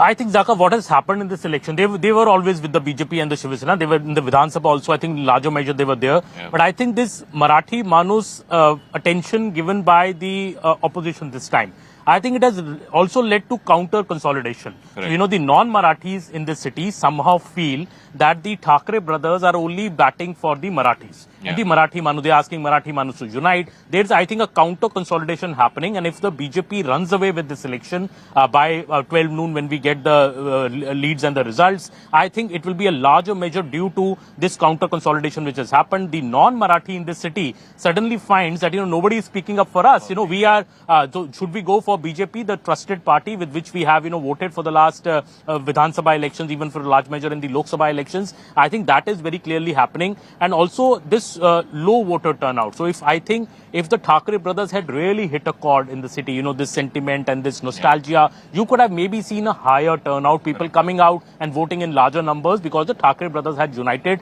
That clearly doesn't show up in the voter turnout figures. Voter turnout is 53%, 2% down from last time. So it's very, very clear. I think the BJP's and a lot also depends, Zaka, I think, on the organization. Yeah. So the BJP here, the Shinde Sena, the RSS, they are together a very, very strong organization. They are able to get their voter out from the home till the polling booth. Have the Thackeray brothers been able to do that? They were able to do it in earlier BMC elections, but it's been 8 years to a BMC election now, and much of the Thackeray brothers' power, I think, is also eroded in the financial capital. So have they been able to do that? I'm not too sure. So it's also a testimony in many ways of the changing demographics of the city. I mean, the city today, 1 in 2 almost, is non-Marathi speaking. So you can't have politicians playing this almost reductivist, nativist sort of narrative, saying that, I will only speak for one set of people, because that doesn't work. So I think Marathi Manus is about the asmita or the identity of Maharashtra. So I think we need to define what is a Marathi Manus. It is not only somebody like me who speaks Marathi is a Marathi Manus, or who's born in Mumbai is a Marathi Manus. Even people who've come from UP, Bihar, Tamil Nadu, wherever they are, if they have adapted to that, is a Marathi Manus. But if you are going to segregate and say, we are different and we have nothing to do with it. What about all this beating up and all that? Absolutely deplorable. It is absolutely unacceptable, and these are done by the goons, and I don't know how the party cannot control that. If you want to win the heart of every Mumbaikar, call them a Marathi Manus, irrespective of his religion, irrespective of his language, irrespective of his background. Are you part of Mumbai? Are you going to contribute to the growth and development? Are you going to be a part of everything social, cultural, whatever? We have Ganpati. Everybody should celebrate. Even a non-Hindu should celebrate. We have Eid. Everybody should celebrate. Isn't that what our constitution is all about? Isn't secularism the dharma of our constitution? So Mr. Jha of the Sena UBT is also here, Mr. Chandrasekhar Jha. This whole thing about appealing to a section of voters, it may have worked in the 60s and 70s. That's how the Shiv Sena sort of, its claim to fame was about speaking for one section of voters. You seem to have, in that process, not responded to the changing demographics of the city, and also, more importantly, there's a whole vast swath of population that is feeling left out. That's saying that no one is speaking for us, as Aman said. The thing is that yesterday I saw the exit poll results. Yeah. And very much I am not convinced with the result. Otherwise, also we are not losing much from the last elections. And last time you had 82 yes, or 83. Not losing much, even if we consider the exit poll results. Near about 68, 70, it is being shown. So in any manner, if you see that if we are coming out of the alliance with the Congress, we are performing much better. That is one thing which has to be considered by the leadership. Second thing is that if you see the Ashmita, Marathi Ashmita, if you consider that, so we are also, in some manner, we are coping with that, and we are giving that the people are also relying with this. But it's not working. I mean, this whole stand that the Thackeray brothers took, saying, the brothers have come together, they've united, they're going to save the Thackeray name. The exit polls don't seem to suggest but that. In any manner, if you see that we are not losing much, but no, sir, you may be number 2. You're losing power after 25 years in the BMC. If the exit poll results hold, that is. See, if the exit poll results will be held or not, that is not the thing now, because we are relying on the results. The thing is that very clearly now is that whether we are having that grudge with the public that we are okay, we are existing, that is what we are relying upon. So let me ask Mayuresh, my colleague, who's also joining us. The Thackeray brothers have made this sort of an emotional plank, saving the Thackeray name, the legacy, and so on and so forth. But on the ground, that doesn't seem to have worked, Mayuresh. The exit polls seem to suggest that that's not something that's been resonant. People have not bought into that narrative. Why is that? No, I will say that if we talk about the Marathi pockets, especially Lal Bagh Paral and even in some parts of South Mumbai, it may work because as it is a Marathi pocket and it is always a traditional voter of Shiv Sena, and especially it's a traditional voter of Balasaheb Thackeray. But why it has not worked, the main thing is that the demography, because as you mentioned, that the population has changed. A lot of people who used to stay in the Mumbai city, especially the Marathi speaking people who were the mill workers in 60s, 70s, they used to stay in Mumbai city. But now the migration has happened. A lot of Marathi families have moved to the suburban part of the Mumbai. I will say beyond suburban, that is Vasai, Virar, Nalastopara, or in central side you have Badlapur, Kalyan, Dombivli. So that has become, even in Thane, that has become the new pocket of Marathi voters. So that is one. And number two, as Aman also pointed out, even that is the ground reality, that the BJP party workers have brought their voters to the polls. But when it comes to the Sena and Manse, Uddhav Thackeray this time didn't roam around entire city, which he did in Lok Sabha and Vidhan Sabha. Even Aditya Thackeray was seen roaming around in his own constituency, Varli, and then later on he moved to the suburban side, which is again pocket of BJP. So the lack of coordination between both the brothers was seen after the election or during the election. And third important part, why there is a apathy, why there is a voter turnout, everything should be blamed either on the BMC or the State Election Commission, because after the election, after the voting, when I had word with a lot of people, they said that we were not aware that which is our booth. No signs were there in the area, and whenever we had voted for the Lok Sabha in that particular booth, we had gone there, and that time we got to know that this is not our booth, and our booth is in some other ward.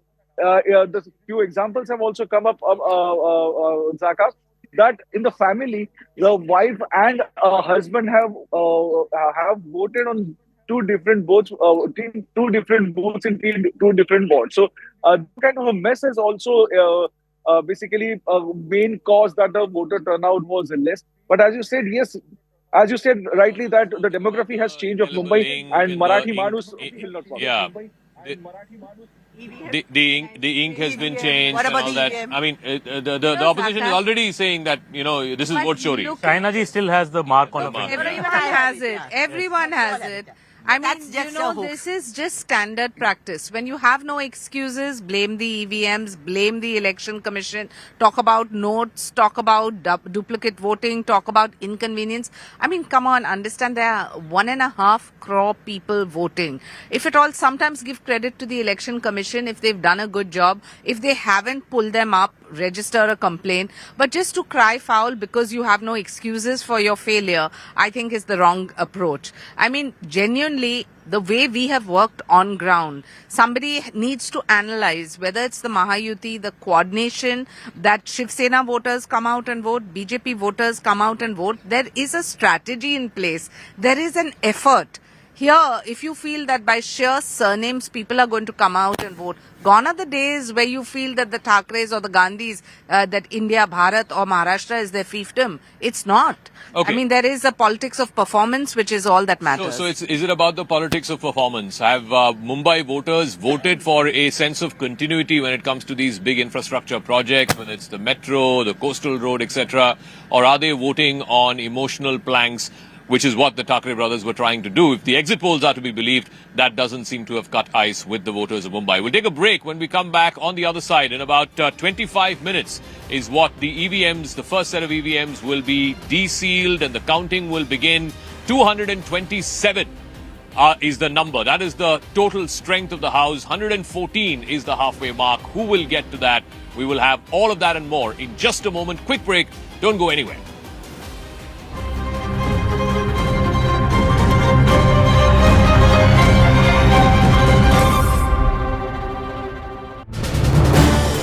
This is News 18 Network.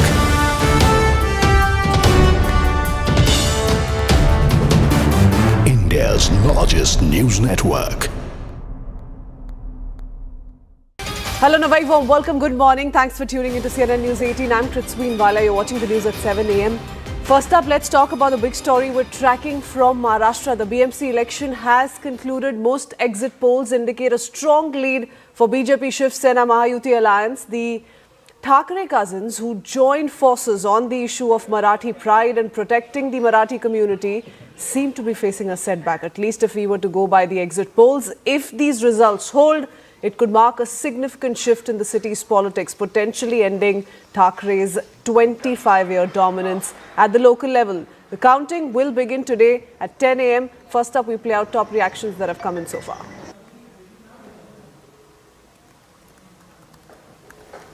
Nagpur के हमारे उम्मीदवार श्रीमान भूषण शिंगड़े, इनके ऊपर कांग्रेस के लोगों ने जानलेवा हमला किया। उनका हाथ टूटा, उनके पैरों पर भी चोट आई है, सिर पर भी चोट आई है, साथ में जो थे उनका भी सिर फूटा है। और एक प्रकार से चुनाव जब जीत नहीं तो इस प्रकार से हमला करना ये लोकतंत्र को कालिक पोतने जैसा है, लेकिन इसका जवाब जनता देगी। और जो आपने कहा, मुझे ऐसा लगता है कि जिन्होंने भी मुझ पर कुछ कहा होगा उनको भी जवाब जनता ही देगी। बरं का, आता काहीतरी नवीन पेन आणलंय आणि ते पेन मध्ये इतक्या तक्रारी सगळ्या बाजूनी येत आहेत की तुम्ही बाहेर पडल्यावरती त्याला जर सॅनिटायझर लावलं तर ती शाई जाते। म्हणजे आता कालचं घ्या, तुम्ही एक दिवस वाढवून दिला उमेदवारांना की तुम्ही मतदारांपर्यंत जाऊ शकता। आता हा असा कुठचाही नियम नाही जो कोणत्याही निवडणुकांमध्ये वापरला नाही, तो अचानक नवीन आणला। म्हणजे ते फरक म्हणजे परत ते कशासाठी पैसे वाटायला। म्हणजे संपूर्ण प्रशासन हे सत्तेसाठी कामाला लागलेलं आहे। आम्ही आमच्या परीने जे काही करायचंय ते करतोच आहोत, बरं का, परंतु ही काही चांगली लोकशाहीची लक्षणं नाहीत।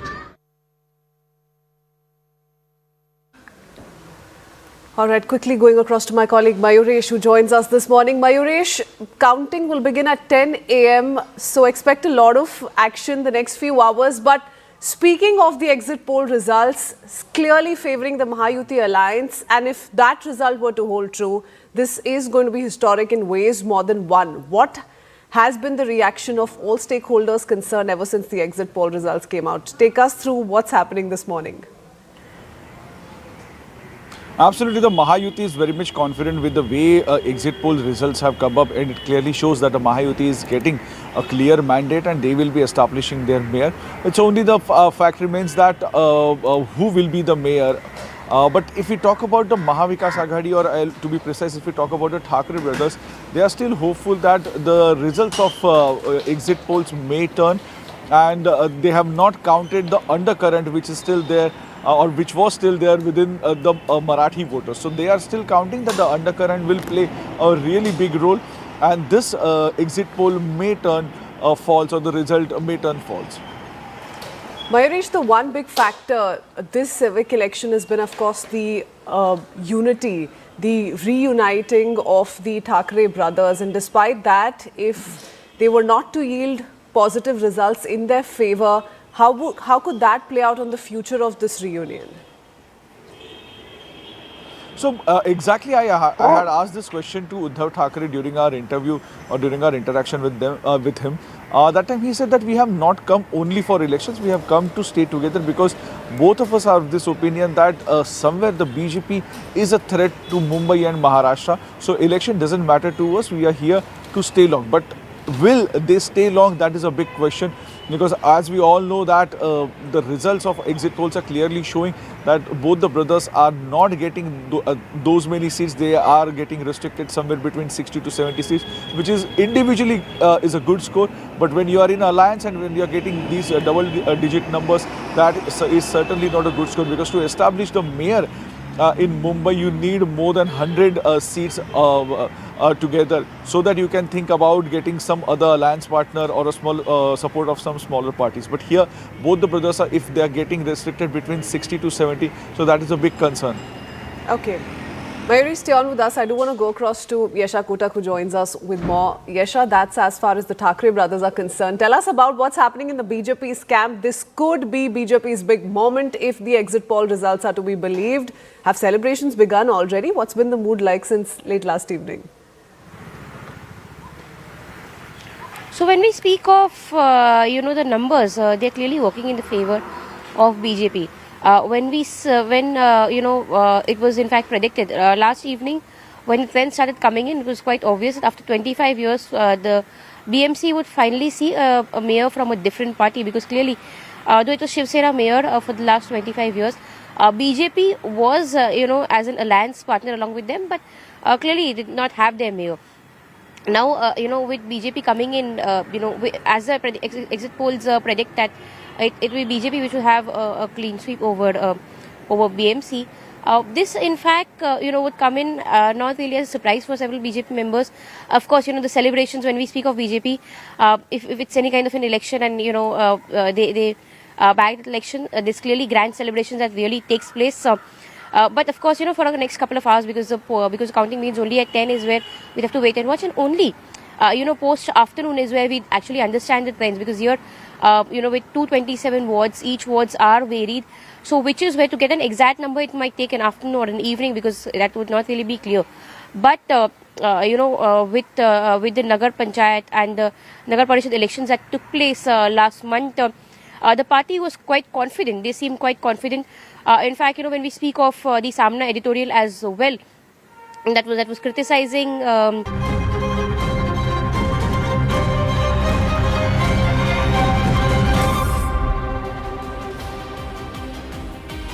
Welcome back. We're coming to you live from Mumbai. In 30 minutes, the EVMs will be desealed and we will know who will get to rule this city for the next 5 years. Will it be the BJP and Shiv Sena-led Mahayuti, or will the Thackeray cousin brothers reuniting and saying that this is the last stand to save the Marathi Manus?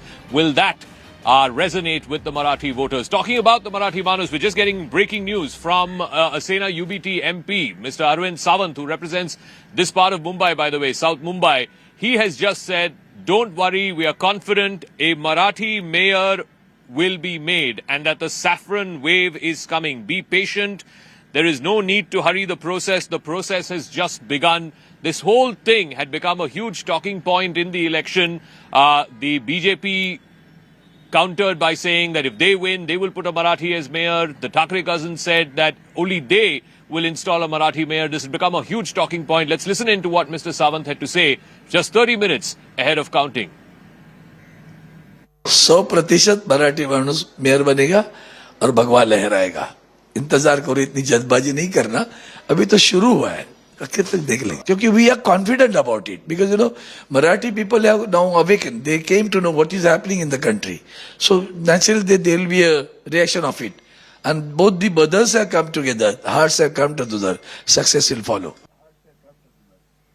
So, Aman, this whole thing about there will be a Marathi mayor, I don't understand. It seems a bit of a reductivist sort of narrative and debate. If the BJP and the Shinde Sena win, are they not going to make a Marathi a mayor? Devendra Fadnavis has clearly said that a Marathi Hindu will be the mayor. So I think, Zaka, I think this has also come much in response to what the Thackeray brothers have been doing. The BJP had to give a counter, as Shaina NC was saying shortly before when she was here. So it's very, very clear that the BJP also does not want to lose that image of being batting for the Marathis, because if you see even the Vidhan Sabha elections, as per one estimate, about 60 to 65% Marathis have voted for the NDA in the last assembly elections. Only about 30 to 35% were with the Uddhav Thackeray and his alliance. But this time, because both the brothers have come together, the Thackeray's doubled down on the Marathi factor because they decided that, if the Marathis consolidate behind us and we already have the Muslims with us, we could form a formidable challenge to the BJP. So I think Mr. Fadnavis coming out and saying this, I think a bit out of character, because Mr. Fadnavis always speaks more about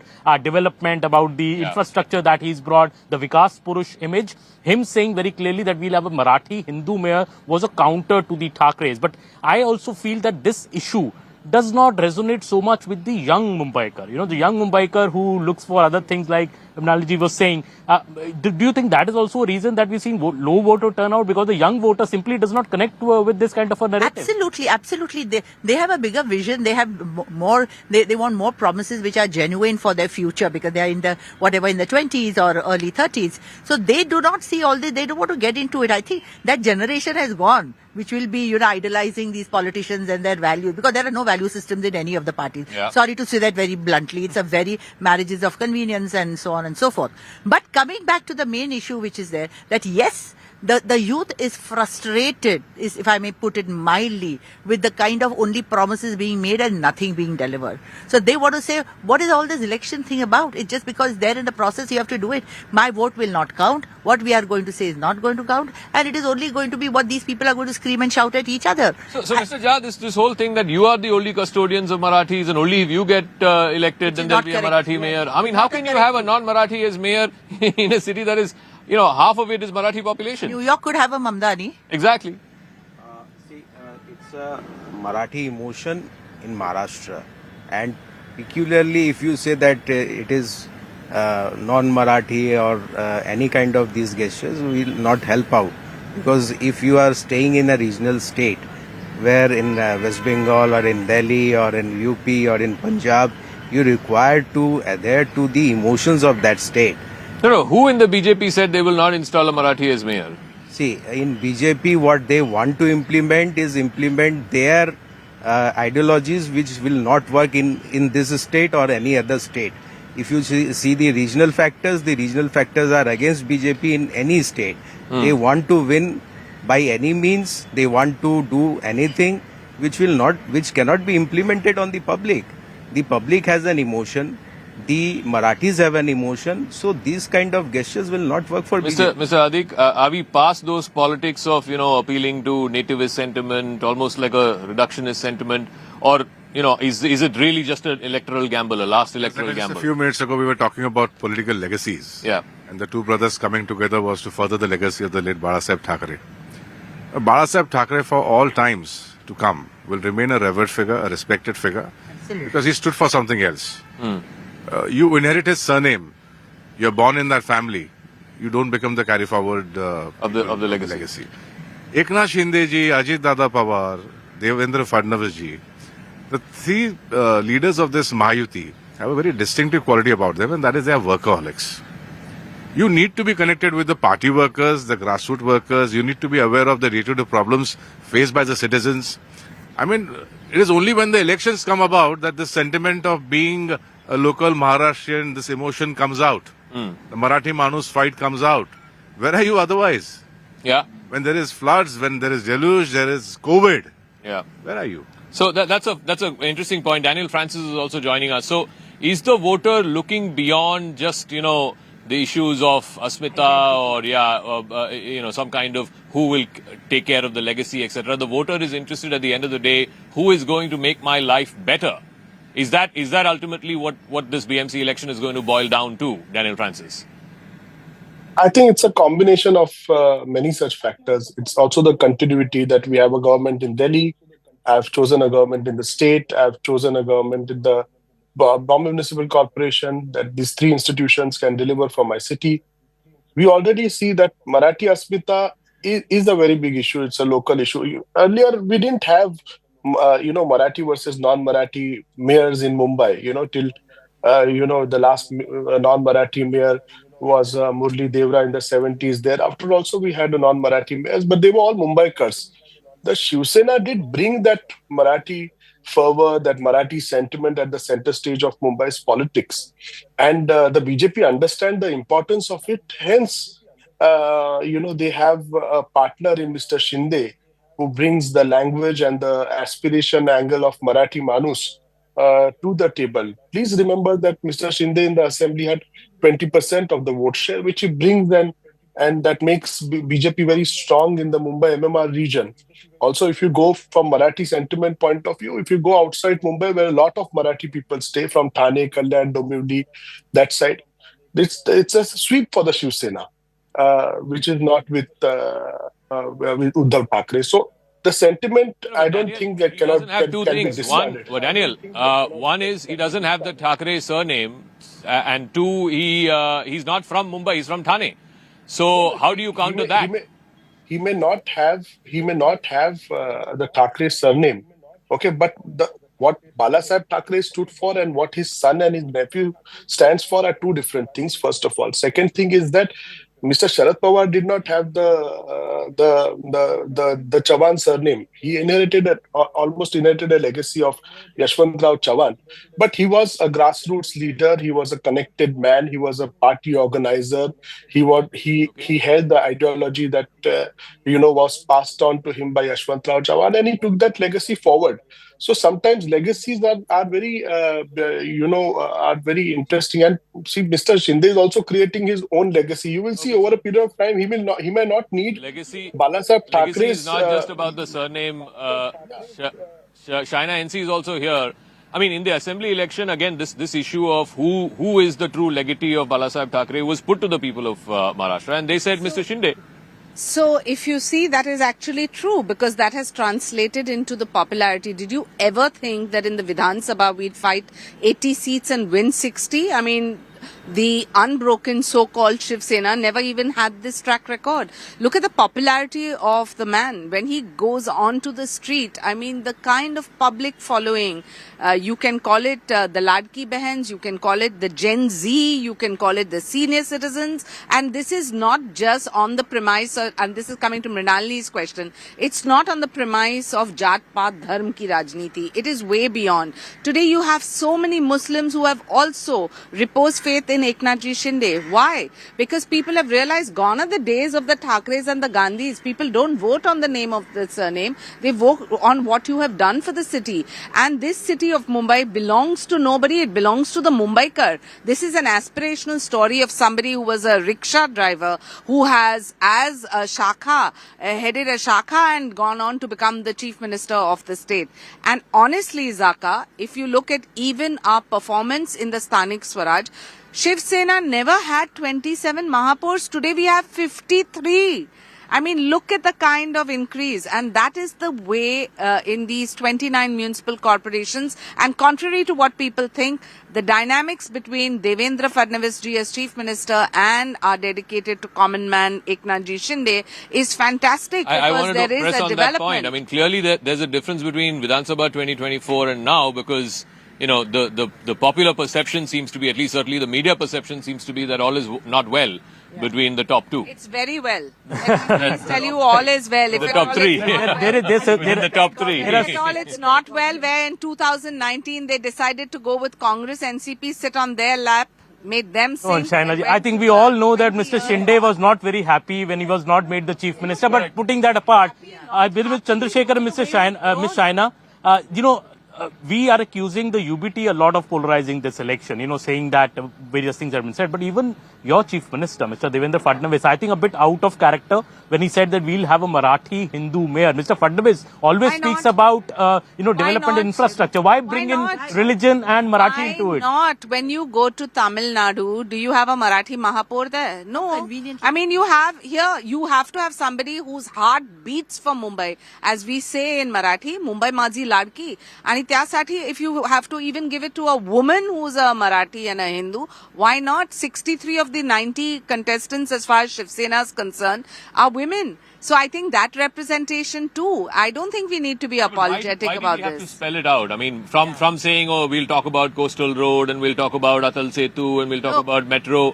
Why did it have to come down to this reductionist narrative? There is a popular sentiment. And of course, if we belong to a home state where you have sons of the soil, where you have a huge pride in our Marathi Abhiman, Marathi Asmita, Marathi Swabhiman and the Sanyukt Maharashtra movement, I don't think you need to be apologetic energetic about wanting this for your city. Who says you can't get all the slots right, Zaka? Or is it to say that the Thackerays alone don't have this sort of, exclusivity when it comes to who is Marathi Manus and who is not? Mr. Jha, yeah. There seems to be a tacit admission by Shaina Madam that the requirement is that the emotions and the sentiments of Marathi Manus has to be kept. And that is exactly what we are saying. So in any manner, if anybody is saying that we are not in accordance with the public views, that is categorically wrong. We are following that view and we are assembling that view and we are making these things work. No, what she's saying is that you don't have any exclusivity over who is Marathi Manus and who is not. Even if they win, and they will also make a Marathi mayor. BJP is having that exclusivity. Nobody has. Nobody has. So nobody has, but we are continuing with these things and we'll continue with it. And it's a question of Hindutva. Mr. Hadik. If I can Look add at the something to irony this. of the situation. Just one interjection, Ami. Is that, in their manifesto, they didn't even mention Hindu Hriday Samrat Adarnya Balasaheb Thackeray. They didn't mention Marathi Manus. They didn't mention Hindutva.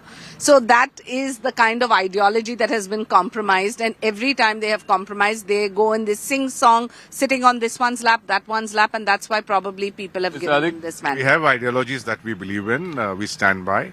But let's not forget, at the end of the day, we need to win the elections as well. So when the Chief Minister said something, when Eknath Shinde ji said something, when Brutally Ajit honest. said something, we had to win those elections. So I think we have to be very honest about this because Gen Z expects it. They see through whatever has been happening. My ultimate aim is to see and connect with the newer generation because, I haven't seen youngsters coming up to the polling stations. Yeah. I've not Correct. seen the educated classes coming to the polling stations. And when we are canvassing, Shaina, you'll agree with me, when we go through the slums of Mumbai, it completely kills your heart. Yeah. We're talking about infrastructure development, we're talking about the metro, the coastal road, the Atal Setu, all these things. The basic needs of a common man need to be met with. I don't think the Thackeray brothers have ever been there.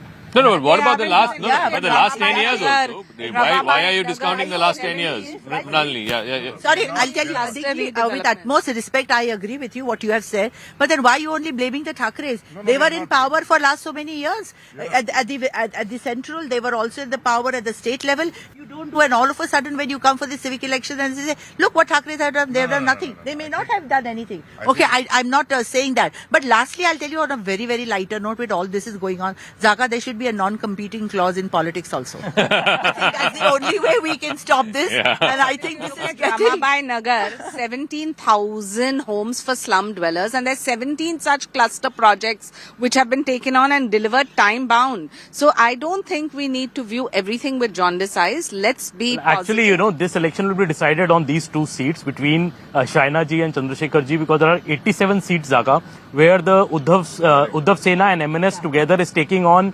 Mr. Eknath Shinde's party. So I think those 87 seats are the make or break in this election. It will also decide, I think, once and for all, which is the real Shiv Sena.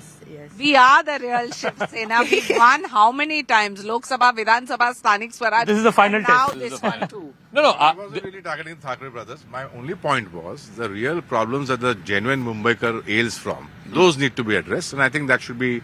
None of the political parties are talking about it. I mean, we're coming to you live from South Mumbai. In Kolaba, apparently the voter turnout was less than 20%. 15%. 15%. It's always been low in South Mumbai. Not 15%. No, not so pathetic. And I think people need to also realize only if they vote can they criticize or even question. Otherwise, they just sit and you have to do your duty. If less than 1 in 5 voters have turned up to vote, then I'm sorry, the next time your roads flood, you have no right to ask questions. Absolutely. The next time there's stench of garbage outside your house, you have no right to ask questions because your fundamental civic duty as a citizen is to go out and vote. I mean, 20% is abysmal. I think all of Kolaba went for a vacation. Thursday was voting, Friday is polling, Saturday, Sunday. I think Kolaba has just gone the weekend to Navala and everybody is out here. You can see the empty roads in Kolaba. In fact, that's a clear sign that people just took off for the weekend. 15% polling in Kolaba is very, very disappointing. You have to have a clause there too, that if you want XYZ facility, you have to vote and it's mandatory. I hope that we will all champion that. So in less than 15 minutes, the counting will begin. I want to thank all our guests here. One final word from all of you. Who do you expect? Will the exit polls get it right? Will it be BJP, Shiv Sena that will sweep, or will this whole emotional plank work with the Marathis? If I go with the president, I think the exit polls to a large extent will decide. Mr. Adik? I think there will be a change in government. The BJP and the Eknath Shinde alliance might win the elections, but NCP, which has been written off, will do slightly better than the exit polls. Mr. Jha? Very competitive. Very competitive. Very competitive. Very cryptic also. The exit polls are just a trailer. The film is yet to come. In an hour, you will know that it's Mahayuti, Mahayuti, Mahayuti in all 29 municipal Okay, Daniel Francis, one sentence, completely out of time. I'm just going to say one thing about Kulaba. You said lower turnout. The issues in Kulaba are people apathy because one family, the MLA's family, got 3 tickets. The richest candidate in the municipal corporation is from that family. And when asked that how is it that you became so rich, the person said this is an example of India shining. Please don't treat people's apathy with insult. There's a reason why people don't want to participate. Okay. The political parties also need to start thinking. We'll have to leave it at that, Daniel. I'm completely out of time. Like I said, in 10 minutes, the EVMs will be opened and we'll get a sense of who will rule Mumbai. Keep it right here to CNN News 18, your number one news destination. We're coming to you live from Mumbai with minute-by-minute updates for who is going to win the BMC. Is it going to be the BJP Shiv Sena Mahayuti or will the Thackeray cousins resonate? Quick break. See you right on the other side.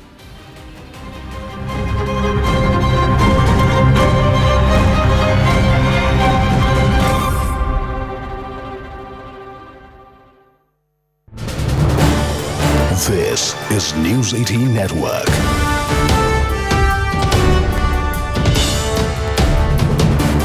India's largest news network.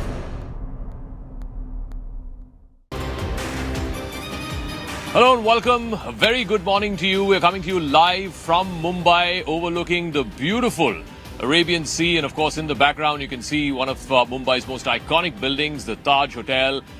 This is the day that counts, at least as far as the BMC is concerned. In about an hour's time, the EVMs will be unsealed, the counting will begin, and we will get to know by noon or so who will get to rule this city for the next 5 years. It is the richest municipal corporation in Asia. For the last 3 years, Mumbaikars have been running from pillar to post because the BMC got dissolved. They didn't have corporators. Now they can, once and for all, for the next 5 years, decide who will get to rule over this city. Is it going to be a vote for development, a vote of continuity from the assembly elections that we saw in 2024, or will it be a vote for Marathi Manus? The Thackeray brothers have united after 20 long years. They are saying that this is their last stand. This is their last vote to try and save their bastion. In this special coverage, along with me, our political editor Aman Sharma, and we've got a series of political guests. China NC spokesperson of the Shiv Sena Shinde faction, Avinash Adik, spokesperson of the NCP Ajit Pawar faction, and Mrinalini Deshmukh, senior lawyer, is also joining us. We'll also be joined by Daniel Francis, political commentator, in just a bit. But China, let me start with you first.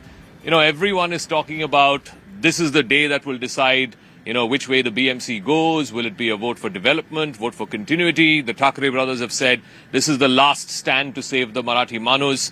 But why have people not turned up? Election Commission has just released the final figures for the voting. 52.94, about 53%, which is slightly less than last time, but better than the time before that.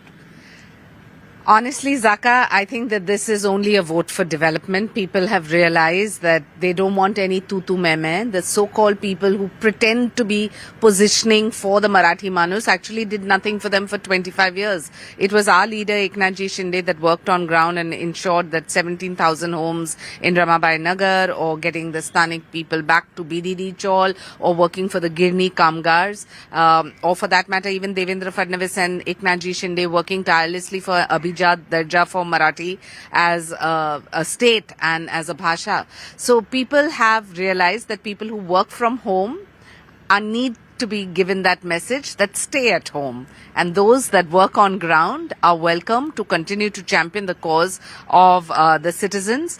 Today, if you ask Gen Z, what are the core issues? They talk about the environment. They talk about the air quality index. Our government has announced a 17,000 crore package for green initiatives, 5,000 electric buses that reduce emission. And if you see the 435 kilometer metro network, which is really state of the art and probably the best in the country, there were certain people that took political egos and stalled these kind of projects, which cost the city 12,000 crores extra. So there are certain people who are just eyeing the 74,000 crore budget of the BMC, and there are certain who want to make sure that that budget is well spent. If you look at a city like Mumbai, it's sad that we don't even have one sewage treatment plant. You know, the affluence and all the pollution is just chucked into the sea, and that's why you see the sea there. Look at the color. So these are the issues on which people have voted, and we thank them that they have given our leader Eknathji Shinde and the Shiv Sena so much gratitude as they have done in the Vidhan Sabha or even the Sthanik Swaraj, where we had only 27 mayors. Today we have 53, and that target continues. So all the exit polls, Aman, I want you to weigh in on this. All the exit polls are suggesting it's going to be a comfortable victory for the BJP and the Shiv Sena Shinde faction, the Mahayuti. Is that what you saw on the ground as well in your reporting? Or was this emotional plank of the Thackeray brothers coming together, saving Marathi Manus, did that not cut ice at all? See, Zaka, I think one thing was very clear, that the Thackeray brothers came together because they knew if they don't, the BJP will run away with this election. It was very, very clear. The Vidhan Sabha result, was very much evident at how BJP and the Shiv Sena, along with the NCP, the very formidable combination here in Maharashtra. We saw that in the elections as well. I think the Thackeray brothers coming together after 20 years was a big, major move, because they see it as a battle, of their existence. In a way, if they are not able to win BMC, what will the Thackeray brothers then win? This is, I think, a big question in Mumbai. And that is why we see, when the Marathi Manus appeal which came from Sanjay Raut, from the UBT, that Marathi Manus need to unite. Ek hai to safe hai. They panned the BJP when the BJP made that slogan in the Lok Sabha elections or the assembly elections. But now I think it's a battle, existential battle for the Thackerays. I would be interested in knowing how much numbers the Thackerays can actually bring up. There is, all the exit polls are saying that the BJP will get a comfortable majority of the single largest party along with its partners. It will be comfortably winning the BMC. But I think the number which the Thackerays notch up, is it 60?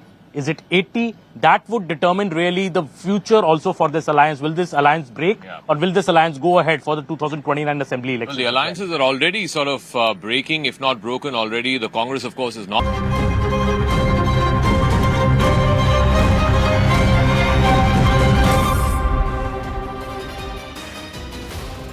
Welcome back to our live and continuing coverage from Mumbai. In a few minutes, the EVMs will be opened and we will get to know who will rule in this city of Mumbai for the next 5 years. The last elections happened 8 years ago. Will it be the BJP and Shiv Sena-led Mahayuti that will, for the very first time, storm this citadel of Mumbai, ending a 25-year reign of the Thackerays and the Sena UBT. The Thackeray cousins have reunited again after 25 years, and they have made this emotional pitch appealing to the Marathi Manus. But if you were to believe the exit polls, it is a vote for continuity, it is a vote for development, it's a vote for the massive infrastructure upgrade that Mumbai is seeing. I'm Zaka Jacob, with me our political editor Aman Sharma. We're coming to you live from Mumbai. We have a host of political spokespersons. Sushil Vyas, spokesperson of the Shinde Sena. Mr. Chandrasekhar Jha is the spokesperson of the Sena UBT. Aarti Khule, spokesperson of the BJP. Ms. Pandey is also joining us, who is a political analyst. But I want to first go across to Mayuresh, who is joining us. Mayuresh, what is at stake in this election, even as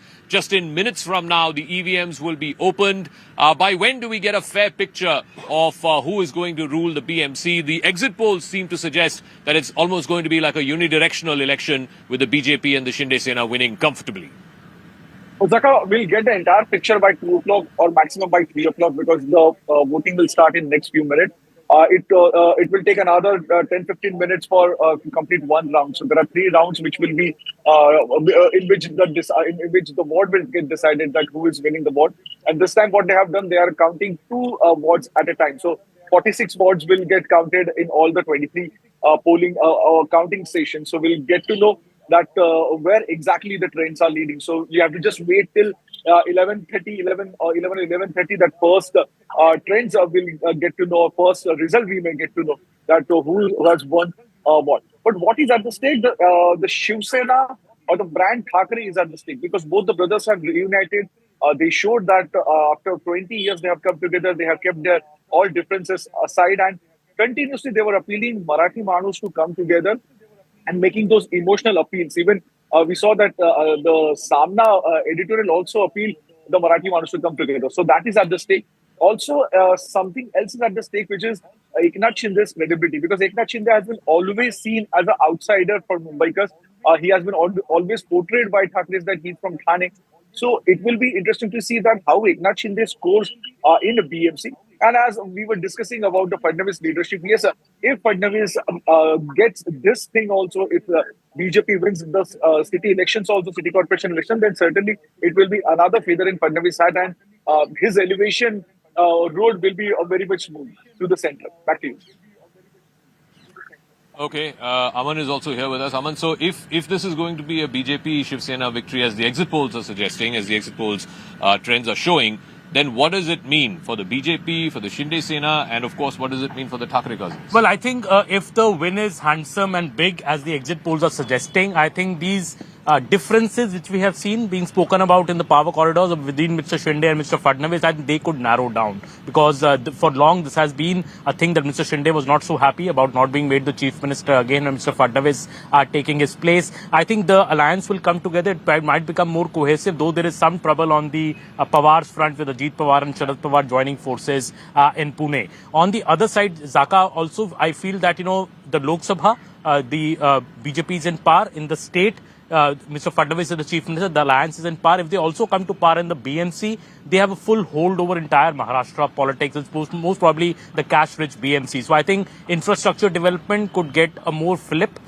Projects could turn out faster, and BJP will have nobody else to blame then. BJP is then in charge of everything. Yeah. They will have nobody else to blame. They will have to really walk the talk in the next 4 years till the 2029 elections. On the other hand, I feel if the Thackeray's lose very badly, it will be a complete crisis for them. I think this alliance won't continue between Raj Thackeray and Uddhav Thackeray if they lose very badly. But yes, if they do well, if they win about 70 to 80 seats and form a strong opposition in the BMC, they would see this as a success mantra going ahead till 2029. So I think the alliance is how they face off on both the sides. These results will determine in a big way the future of the alliances on both the sides. I also want to get a quick word in from Yasha. Yasha, again, this is whole thing about, who is the Thackeray legatee? Who will carry forward Balasaheb Thackeray's legacy? Is it going to be Mr. Shinde, or is it going to be Uddhav Thackeray and Raj Thackeray, the cousins united after 20 long years, saying that they are the only saviors of the Marathi Manus? But it doesn't seem to be having resonance amongst the people, at least if you go by the exit polls.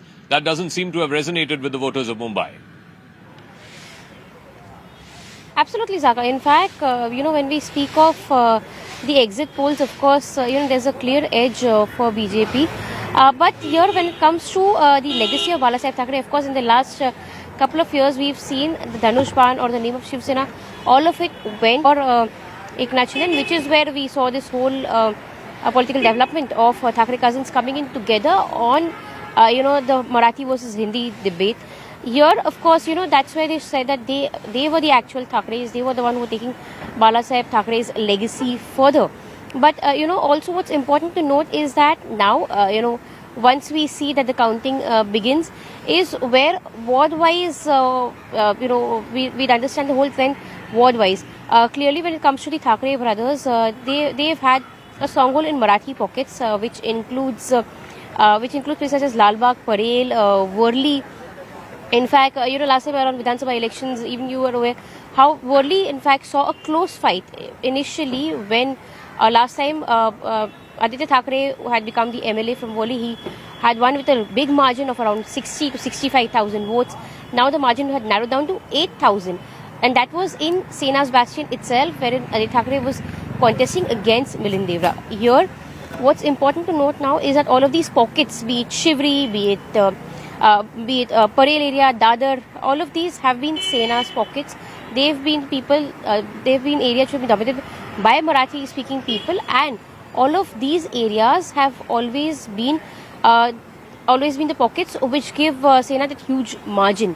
Now, if these pockets, these wards have a corporator from the Eknath Shinde faction, will be a clear indication that the Marathi Manus did not really accept the whole Marathi Asmita point that was being raised by Thackeray cousins. But if that's not really the case, then of course their vote bank still remains with them. So all of these are important questions. Also here joining us live on the location here, Mr. Vyas. So if the Thackeray brothers lose this election, is this debate settled as to who is the true legatee holder of Balasaheb's legacy? Jaka, as far as who is the true legatee holder of Balasaheb Thackeray, our founder, has been decided last year itself when the assembly elections took place. No, but the Thackeray brothers are saying this is the last stand. They may claim anything, but as far as the people of Maharashtra is concerned, they have already decided in November 2024 by assembly election which was fought under the leadership of then. So it doesn't matter what happens in the BMC? I don't think they are going to do well as far even in projection is there. But we are hoping much better than what has been projected yesterday evening. But as far as the legacy is concerned, we have no doubt in the mind of Maharashtra people, the true legacy holder. And why are they then saying that only they will ensure a Marathi mayor, and if you come to power, it won't be a Marathi mayor? Even the chief minister had to intervene in that whole debate. N number of times, my leader and as well as the chief minister of Maharashtra has gone on record saying that there will be a mayor who will be from Mahayuti and who will be a Marathi mayor. What else you want? Mr. Jha, the point is that this is not resonating with the voters. Clearly, it's not resonating with the young voters. It's not resonating in the exit poll numbers. They seem to have moved on. They want development. They want, their life needs to be better. Their livelihood needs to be better. They're not bothered about who is Marathi, non-Marathi, etc., etc. The thing is that the emotions play a major role in politics in every region. In Maharashtra also, the Marathi people have an emotion, and that emotion is required to be sustained by any political party who comes into the power. And if you cannot sustain it, then you should not be in power also. No, but they are saying that they don't trust you to be the holder of those emotions. It is not the question of trust, or it is not the question of public faith which has eroded or which is going to be eroded. It is the purpose for which the politics has to be done.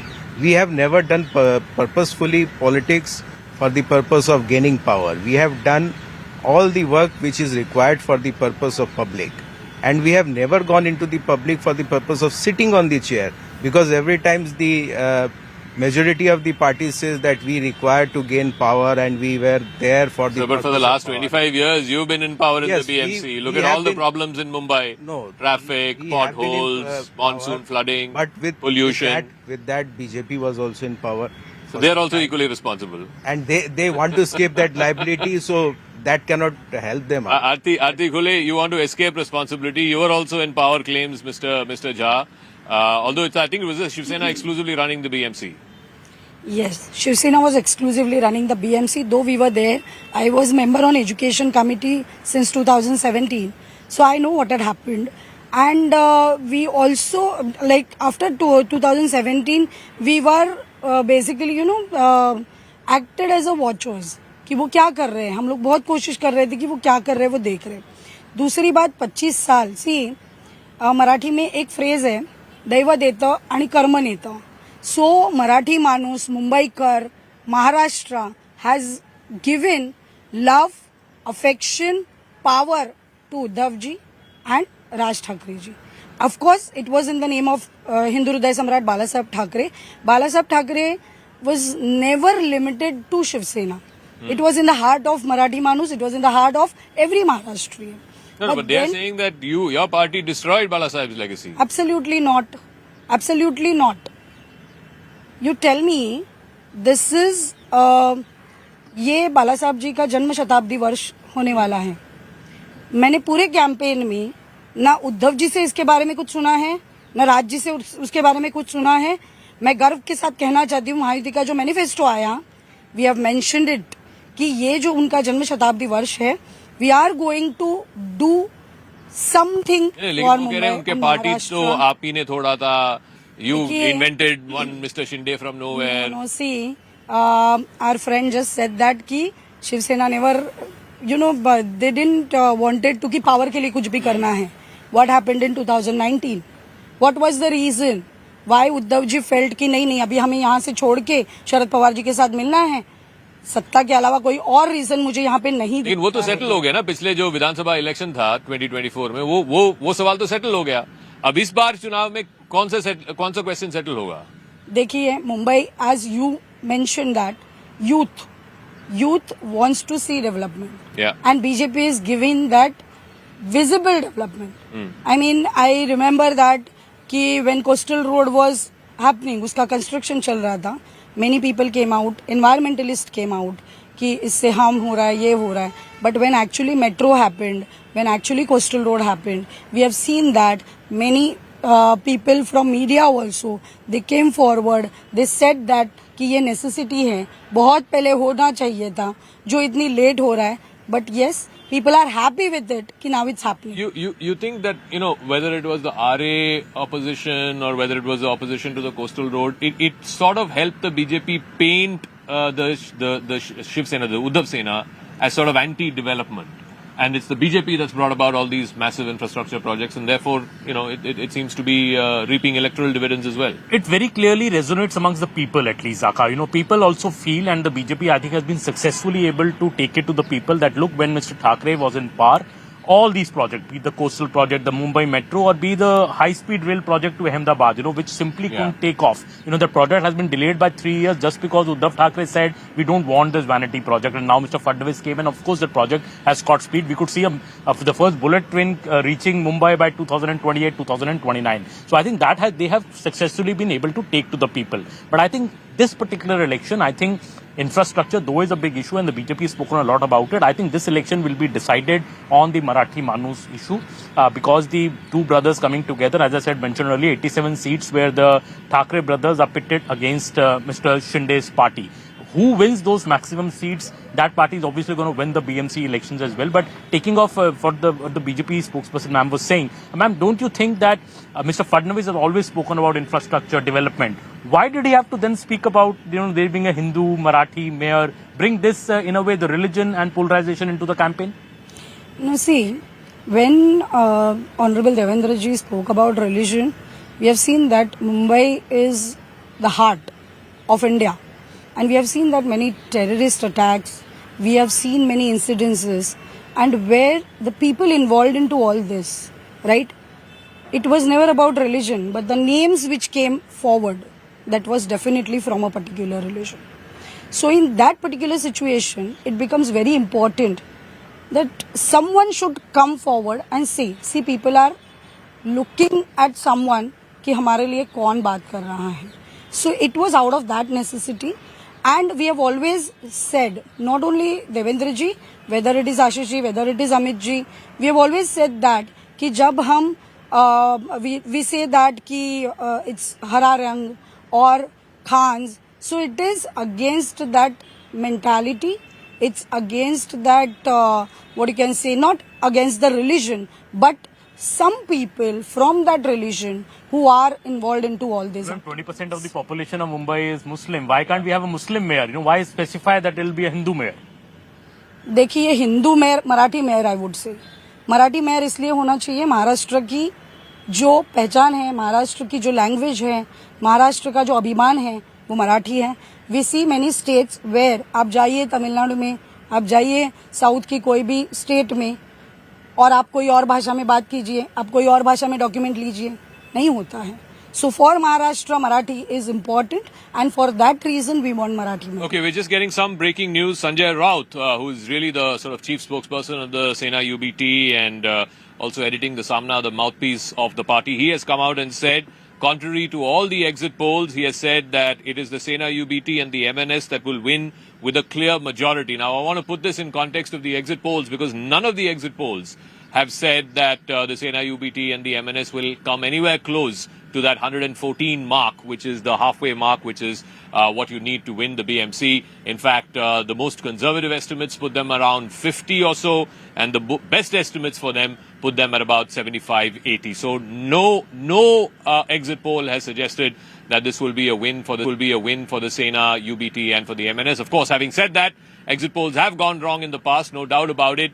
But will all the exit polls go wrong, directionally as well as in terms of magnitude? That is something we'll have to wait and see. In a couple of hours, we will know. The NDA is leading now. The leads have started coming in. The NDA is leading in most constituencies is the word that we're getting in.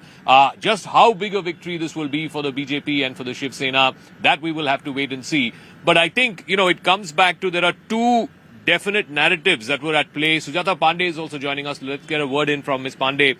The two narratives that were playing out were the BJP was saying there should be a vote for triple engine Sarkar. Mr. Modi's government at the centre, Mr. Fadnavis's government at the state, and the BJP gets a mayor. So then triple engine Sarkar, you will continue with all these massive infrastructure projects and development will be put front and centre. On the other hand, the Thackeray cousins had united and said this was their last stand to save the Marathi Manus. Which of these two narratives, ma'am, seems to have sort of captured the imagination of the people of Mumbai? So the people of Mumbai, if this exit poll holds true, which I think would because of the voter turnout also is 57%, so that consolidates my faith that these exit polls will become the exact polls. So I think people of Mumbai are wise enough to choose between the old 10 or 20 year rhetoric of Marathi खतरे में है, Marathi अस्मिता खतरे में है, जबकि BMC में UBT and MNS were there already, and then nothing was changing in any way for the life of the common in Mumbai. So they chose Hindutva, they chose development, and they traded this entire, identity politics over utility politics. See, understand this is a Thackeray plus this Thackeray coming together was a Brahmastra. And if this Brahmastra itself is not working for them, I think there is a big question on the legacy of the Bala Saheb Thackeray. This was also supposed to be, Zaka, the launch pad for Amit Thackeray and, the other Thackerays, the who will take the legacy carry forward, Aditya Thackeray. But if the youth, as per the data, the vote share data shows, if the youth has also voted for BJP and Shinde, it is there a question mark. And then you have to see that what this emotional identity, this identity politics, I think Mumbai has chosen the cosmopolitan dream that Mumbai has, the dream to become an international city, a city which has infrastructure, than to just old rhetoric of Marathi khatre mein hai, Marathi manus khatre mein hai, and then you start beating people. The hatred politics is not for Mumbai. Anyways, Mumbai is not known for this divisive kind of, you are in Mumbai, you would see people from all walks of life. So Sujata ji, just give me a moment. We're getting the first numbers. The BJP Shiv Sena alliance, 36 leads for them. 36 leads. These could change, of course, through the course of the next couple of hours. These are very initial leads. It's only been 15 minutes since the counting began. So 36 leads to the BJP Shiv Sena. Sena, UBT and MNS 19. So about half of what the BJP Shiv Sena is getting. The Congress 2 and others 2. So this is the current sort of tally as far as the results are concerned. And if these numbers hold, if these numbers continue in this trend, Aman, then it seems like it's going directionally how the exit polls had predicted. It seems so. And, there has been a sense on the ground also that the BJP, Shiv Sena together could very easily reach about 130, 140, maybe even more if we see the way it going with the way Vidhan Sabha elections went. But because there's been an alliance on the other side this time, which is different from the Vidhan Sabha elections, I see that Uddhav Thackeray's party at least would also not perform so badly. Yes, they had 80 plus seats in the last election, but that was a united Sena. I think they could still end up around 60, 65 seats, and that could be a strong opposition in the BMC. But I agree with this point that you just said that, the people also want a triple engine government. People don't want a BMC run by the Thackerays, which is always on collision course with Mr. Fadnavis or the centre, because that would not help the case of any Mumbaikar. They want the same government so that projects move smoothly, infrastructure moves smoothly, and I think that is the sense that we have been getting. We'll wait more for the exit poll result, but I think the real result, but the exit polls have clearly given the direction, and the main polls seem to be suggesting in the same direction as of now. So the tally as of now, BJP plus Shiv Sena 36, Sena UBT plus MNS 19, Congress 2 and others 2. Now, Mr. Jha, the other problem is also, the alliance itself has split. The Congress is not fighting with you. The NCP Sharad Pawar is not fighting with you.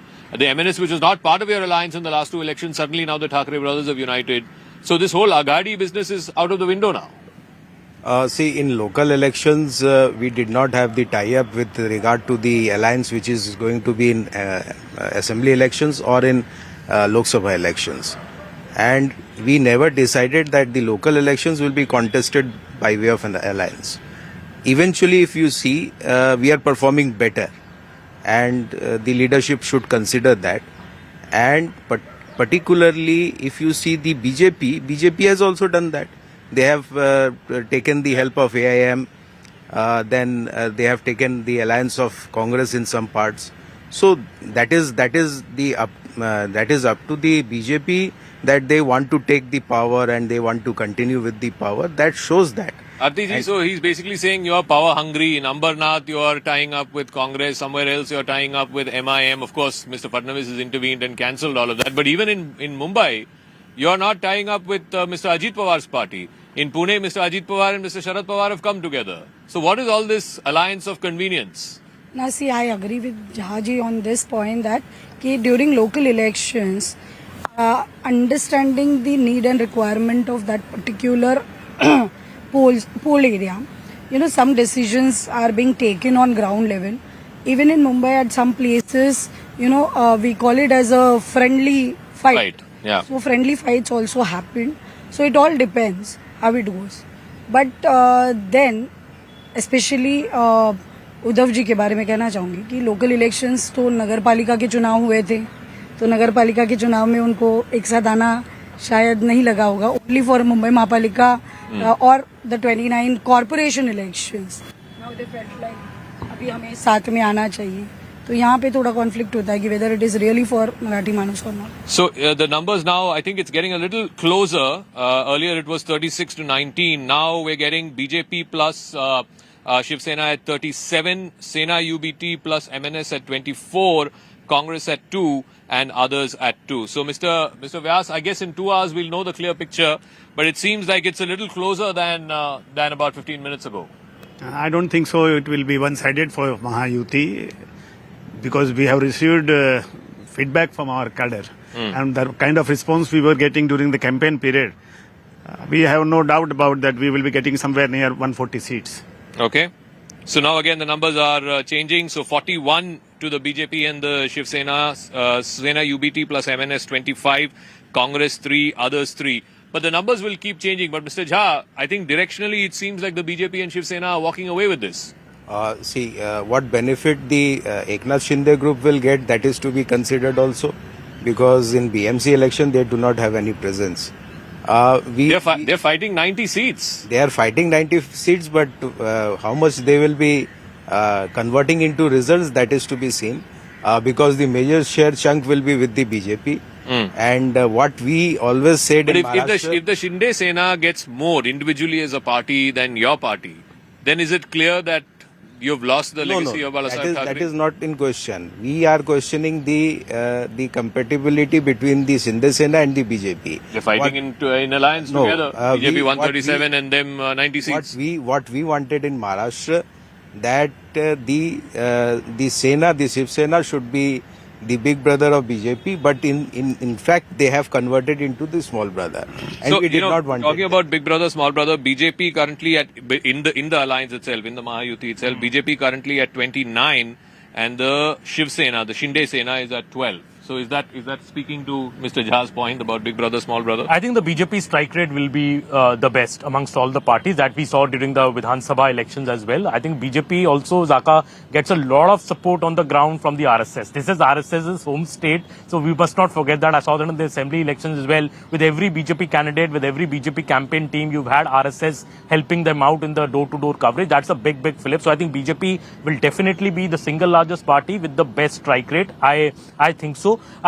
The real challenge, I think, is for Mr. Eknath Shinde in this election. As you were saying, he has to prove yet again that he will get more seats than Mr. Uddhav Thackeray and MNS together. He has to prove that to also prove his worth in the whole alliance, because we all know that he was not so happy when he was not made the chief minister again. He has been a bit upset about that. So I think Mr. Eknath Shinde's performance will be a big factor in this election. Can those 87, 88 seats where they are directly pitted against the Marathas in a way, the leaders are pitted against each other, who gets the edge there? But taking up from what Chandrasekhar is saying, I think the Shiv Sena MNS, Shiv Sena UBT MNS is now in for a respectable result. They are looking that if we get 70 seats, maybe 75 seats, we'll be a strong opposition. We have a future ahead of 2029. This alliance maybe has some magic which we can test more. But if they fall below 50 in the final analysis, I think this alliance is as good as over. So right now the number is 41 to BJP Shiv Sena, 25 to Sena UBT plus MNS, Congress 3, others 3. Mr. Shinde's name, fame, everything is on the line. I mean, Aman is right. In the last 1 year, he's not very happy with the goings on. There is some talk, certainly in media circles, about all is not well between number 1 and number 2. And Mr. Jaka, as you rightly said, it is media talk. You say it was only media. Otherwise, Fadnavis ji and he went away to his native gaon, sir. He goes so many times. Can't we go to our native place? No, please. They are having excellent relations. They are very close to each other. Okay. And what Amanji was saying, who gets more seats? Shinde Sena gets or? My dear, you will have to consider. They are contesting 2 to 7. Yes. We are contesting only 90. So how can we? MNS is contesting about 50, I think, 50 or 54. MNS plus UBT 2 to 7. Yeah, no, I'm talking about individually. How can you just compare in the number of seats with the? Okay. That way we are contesting 90. So that way the strike rate will be counted or not.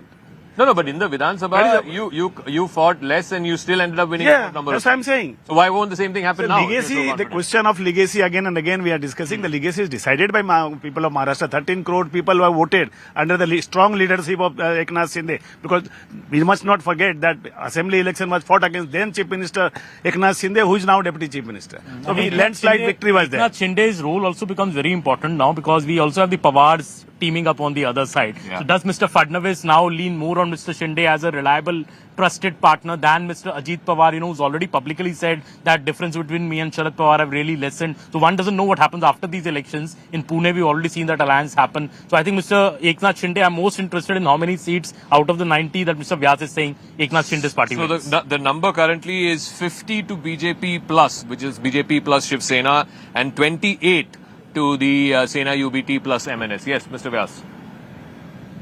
What was your question, Arjun? No, so the point being that if Ajit Pawar and Sharad Pawar have come together in Pune and Pimpri Chinchwad, then clearly the BJP has to lean on Mr. Shinde more now. No, I'm sorry, Pune also we are contesting separately, unfortunately, because at the local level, alliance could not take place. But questioning is not question of leaning towards each other, it's a question of cooperation, coordination and cooperation, which all three leaders are doing among themselves. And Mahayuti is very strong. It's like a Fevicol ka jod. No, but if Mahayuti is strong, why is Ajit Pawar's party not part I'm of saying, your as my friend from BJP said, after 9 years, elections are happening at the local level. All workers at the local level wants to contest at the local election. So you can't just disappoint them. And that's why we can, some places... BJP Plus right now is now at 50 seats exactly. The Shiv Sena UBT alliance is at 28. And out of the 50, 34 seats BJP is leading. 16 the Shiv Sena is leading. On the other side, it's just the Shiv Sena UBT. 21 out of 28, the Shiv Sena UBT is leading. Congress just at 3. And it's quite a sad story for the Congress. In fact, we don't have someone from the Congress here yet. But the Congress was totally missing in this election in Bombay. There was no chatter about them at all. A party which was once so strong, I think has missed a trick in this election. 52 and 30 is the number right now. 52 to the BJP Plus Alliance and 30 to the Shiv Sena UBT Plus MNS Alliance. But Aarti Guleji, I mean, the point is that the Pawars are uniting. All is not well between Mr. Shinde and Mr. Fadnavis. Now, if this election goes as the poll numbers seem to be suggesting towards the BJP and the Shiv Sena, then all becomes well again.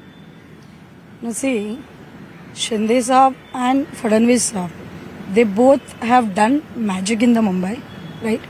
Whatever work is going on, Shinde Saab have given a clear cooperation and वो दोनों में बहुत ज़्यादा coalition जो है वो हम देख रहे हैं. यार वो नाराज होके चले गए ना अपने गांव. देखिए गांव अभी जैसे व्यास जी ने कहा कि गांव देखो छोटी मोटी चीजें तो होती है लेकिन उसके बाद भी दे बोथ नो कि हमें कहाँ पे एक साथ आना है. There was a time when Devendra Fadnavis ji was DCM and Shinde Saab was CM. Still, they both worked in very good coordination, right? And the result is in front of Mumbaikars and people of Maharashtra. नहीं तो ये election BMC वाला election Mahayuti लड़ रही है कि शिंदे सेना plus BJP से, बिकॉज अजीत पवार की पार्टी के साथ तो आपका है नहीं अलायंस इस बार। नहीं, वो भी देखिए, अभी जैसे मेरे साथी जो है उन्होंने कहा कि after pretty long time elections are happening and every कार्यकर्ता wants to contest, तो कहीं ना कहीं पे वो होता है। I come from Worli, so we know what have happened in Worli. I was one of the prospective candidate in alliance. Now the word went to Shiv Sena. That candidate contested. तो ये कहीं ना कहीं थोड़ा होता है। Sana Malik is also joining us from the NCP, Ajit Pawar. I mean, it's a Mahayuti at the state, but for the local elections, your party seems to be out of the Mahayuti. See, basically, if I am talking about Mumbai mein we have only one Amdar. And last, if you see, since when NCP has been formed, we had never crossed the 14 ka mark. And with secular votes, I think BJP and Shinde Sena are going ahead with the Hindutva agenda where we don't fit. But in the state level, you can fit. So it was very clearly mentioned by our state and national leader Ajit Dada Pawar, mentioning that we would never compromise on our secular vichardhara, and we are here together only on development issues, and that is how it goes. But when it comes to Mumbai, we don't have a strong base over here.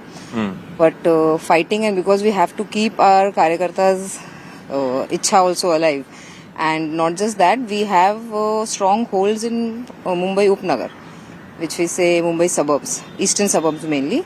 So that is where we are performing. We have given a very good fight, and when the result comes, because now when I'm seeing, not most of the seats where we are contesting the ballot has opened, but where we are contesting, we can see Rashtrapati is leading in some but the places. Pawars have also come together in Pune and in Pimpri Chinchwad, so that's also a signal. That's also a signal that's being sent to the BJP and to the Shinde Sena. Absolutely, it's a very clear signal. I think Mr. Ajit Pawar has also given so many interviews hinting at the same, that differences have narrowed down between us. It's, I think, a very clear warning signal also to the BJP. I mean, there's a joint press conference between Supriya Sule and Ajit Pawar. And all these things have been going on, that if Supriya Sule is, accepted in a bigger role, this alliance could firm up again. So I think very clearly towards the BJP, I see Mr. Pawar's moving towards in that direction. Maybe not today, maybe after 6 months or so. But one very clearly, very interesting figure, Zaka, 29 seats the Shiv Sena UBT is leading, as many as 22 Shiv Sena UBT alone, So Mr. Chandrasekhar, clearly your party is not performing that badly.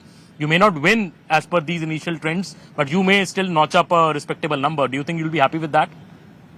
See, it's too early to say that. Eventually, we'll get a respectable seats in the BMC. But will you get power, sir? See, last time also we were with BJP to form the power and to put up a mayor. Eventually, if we lose some seats, that is not very much in our area, or we cannot decide that. It is the public who will decide it.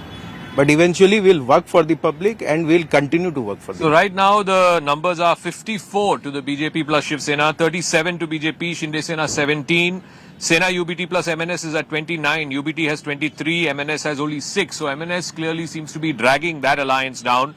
Whereas on the other side, the Mahayuti, Mr. Shinde's party seems to be contributing 17 and 37. That's the number for Shinde Sena and BJP respectively in the UT. That's as I said, the Mahayuti is going to do well. We will not get less than 140 seats. It's not Shinde Sena or BJP, it's both together. But will you end up getting more than the Sena UBT? As I said, we are contesting 90 seats, they are contesting 150 odd seats. Forget about MNS. Okay. How can they be together? And they are there for last 25 years. Yeah. We are contesting against at least in 35 seats, one against one. Actually, those 87 seats where the Thackeray brothers are taking directly on the Shinde Sena, I think that will be the real fight in the We are winning there. You're winning in those seats. But Sana Malik, the highest leadership of the BJP in the state singled out and said that if your father has any role to play in the Mumbai elections, they will not make Ajit Pawar's faction as part of the Mahayuti. They will not give you tickets. That was the point of contention. That is why, you're not in a Mahayuti in the local election. I think the Mahayuti needs to, the BJP and Shiv Sena needs to clarify on this statement, because the same thing had happened during the state elections where I was a contestant. My father was also a candidate from NCP. Although Shinde Sena had given a contender against my father, But I think there needs to be more clarity, and because the entire matter is still sub judice, so not commenting on it much would be better. But I think we need more clarity and No, whatever. but are you okay with the narrative that your father is the reason for this alliance not happening at the local level? What BJP and Shiv Sena is saying is that what shouldn't matter me. What my leader is saying, what is matters the most. My leaders are wholeheartedly and with full strength, they are standing with us and they are supporting us, and that is what matters. But Sanaji, would you agree with this statement of CM Devendra Fadnavis when he clearly said there will be a Marathi Hindu mayor? Why not a Muslim mayor? Why to specify that there will be a Marathi Hindu mayor in Mumbai? Do you agree with that statement? See, I totally believe that there should be a Marathi Manus as a mayor over here. But dividing on the basis of religion, which our constitution seriously, immediately says that is not allowed, shouldn't be, and that would always be a stand. And that is why we say that we are a secular party and we are there together in Mahayuti just for development. And being constitutionally right should be the stand of each and every party. ठीक है, सब पार्टियों की अपनी अपनी विचारधारा होती है. But if that the Hindutva agenda which rules Mahayuti and in Mahayuti like Shinde, Sena and BJP, I think somewhere this should be avoided. And when we talk about your colleague in the state assembly sitting next to you, I will tell you one thing very clearly. When we talk about polarization, it comes during elections. Otherwise, BJP or Shiv Sena, Shinde Gat, I shouldn't be saying that Shinde Gat, I should be saying only Shiv Sena. They are very much working for Muslims. They are very much giving candidature to Muslims. Ask them how many Muslim candidates have they fielded. They have. And so has BJP. So how can they say that? So it is like perception has been created on field, perception has been created on camera, and that narrative have been set. And it's not now, it's been set since last 6 months. It started in the Pausadi Adiveshan. Monsoon ke Adiveshan mein chalu hua tha ye sab. And it's going on since then. But they know. So articulate सिर्फ चुनाव के लिए कर रहे हैं सब ये हिंदू मुस्लिम ये polarization. And Sanaji is very clearly saying the CM should not have said that. बिल्कुल भी नहीं है. देखिए, मैंने इसके बारे में पहले ही आपको कहा है कि why it is necessary.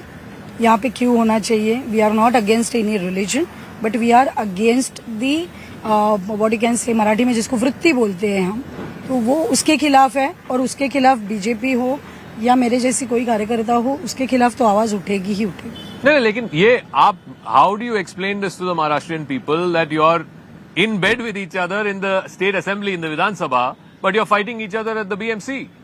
See, again coming back to that local elections में हमें जो local sentiments है उसको ध्यान में रखते हुए कुछ decisions लेने होते हैं. So it is part of that. तो कल को if Sharad Pawar and Supriya Sule also merge and join, the Ajit Pawar faction, that you will welcome them into the Mahayuti? If they wants to come, then they should clearly वो तो पुणे में तो आ ही गए हैं. महायुति में आएंगे. नहीं, पुणे में तो आ ही गए हैं दोनों एक साथ. देखिए, जब ठाकरे फैमिली एक साथ हो सकती है तो Pawar family why can't? Well, I think that's a end of the day. It is the same thing. They are a part of the same family. They will be supported by the alliance or not. That is one thing which will be discussed at a higher level. No, but you fought each other. The Pawar family fought each other in Lok Sabha as well as in Vidhan Sabha. You are fighting each other even in the local bodies, except Pune and Pimpri Chinchwad. So it's convenience, no? It's politics of convenience. It's not convenience. It's local demand. It's local demand. Only in Pune and Pimpri Chinchwad wherever. Because see, where like my own constituency, there are candidates who are from Rashtrawadhi Congress Party, Sharad Chandra Pawar party also. So it is how the local... No, but in Mumbai you are not fighting together, no? Both of you. We are not fighting. Exactly. In Mumbai, Rashtrawadhi Congress Party is all on its own and it's performing well. We have given a good fight because we have candidates who belong to all the backgrounds, professionals, educated, young, women. That is what we have been keeping the Mumbai... That is Maharashtra politics for you, because when the oath-taking ceremony was happening, 1.5 years back, that famous press conference where, Mr. Shinde was a bit like, I will take oath or not, and the Jeet Pawar's famous statement, मैं तो oath ले रहा हूँ. He had cleared. So now I think the tables have totally turned. No. I will again come back there, because the fight over there was for the CM ka post. And we all know it. Maharashtra knows it. All together, the entire country knows it. The fight for why Eknath Shinde Saab was skeptical and not sure about him taking over the next day was that he wanted the CM post and he was trying in the end. And that is what the fact everybody knows. And Ajit Dada Pawar was already the DCM and he had his stand clear that I will be the DCM. With me, there might be one more, but it's still to be decided because Eknath Shinde Saab was not sure. So the numbers currently are BJP Shiv Sena is 51, 35 to the BJP and 16 to the Shiv Sena. Sena UBT plus MNS is at 30, Sena UBT is at 23, MNS is at 7, Congress has 4, others have 4. So clearly, this seems like a comfortable lead as far as the Mahayuti is concerned, that is BJP and Shiv Sena.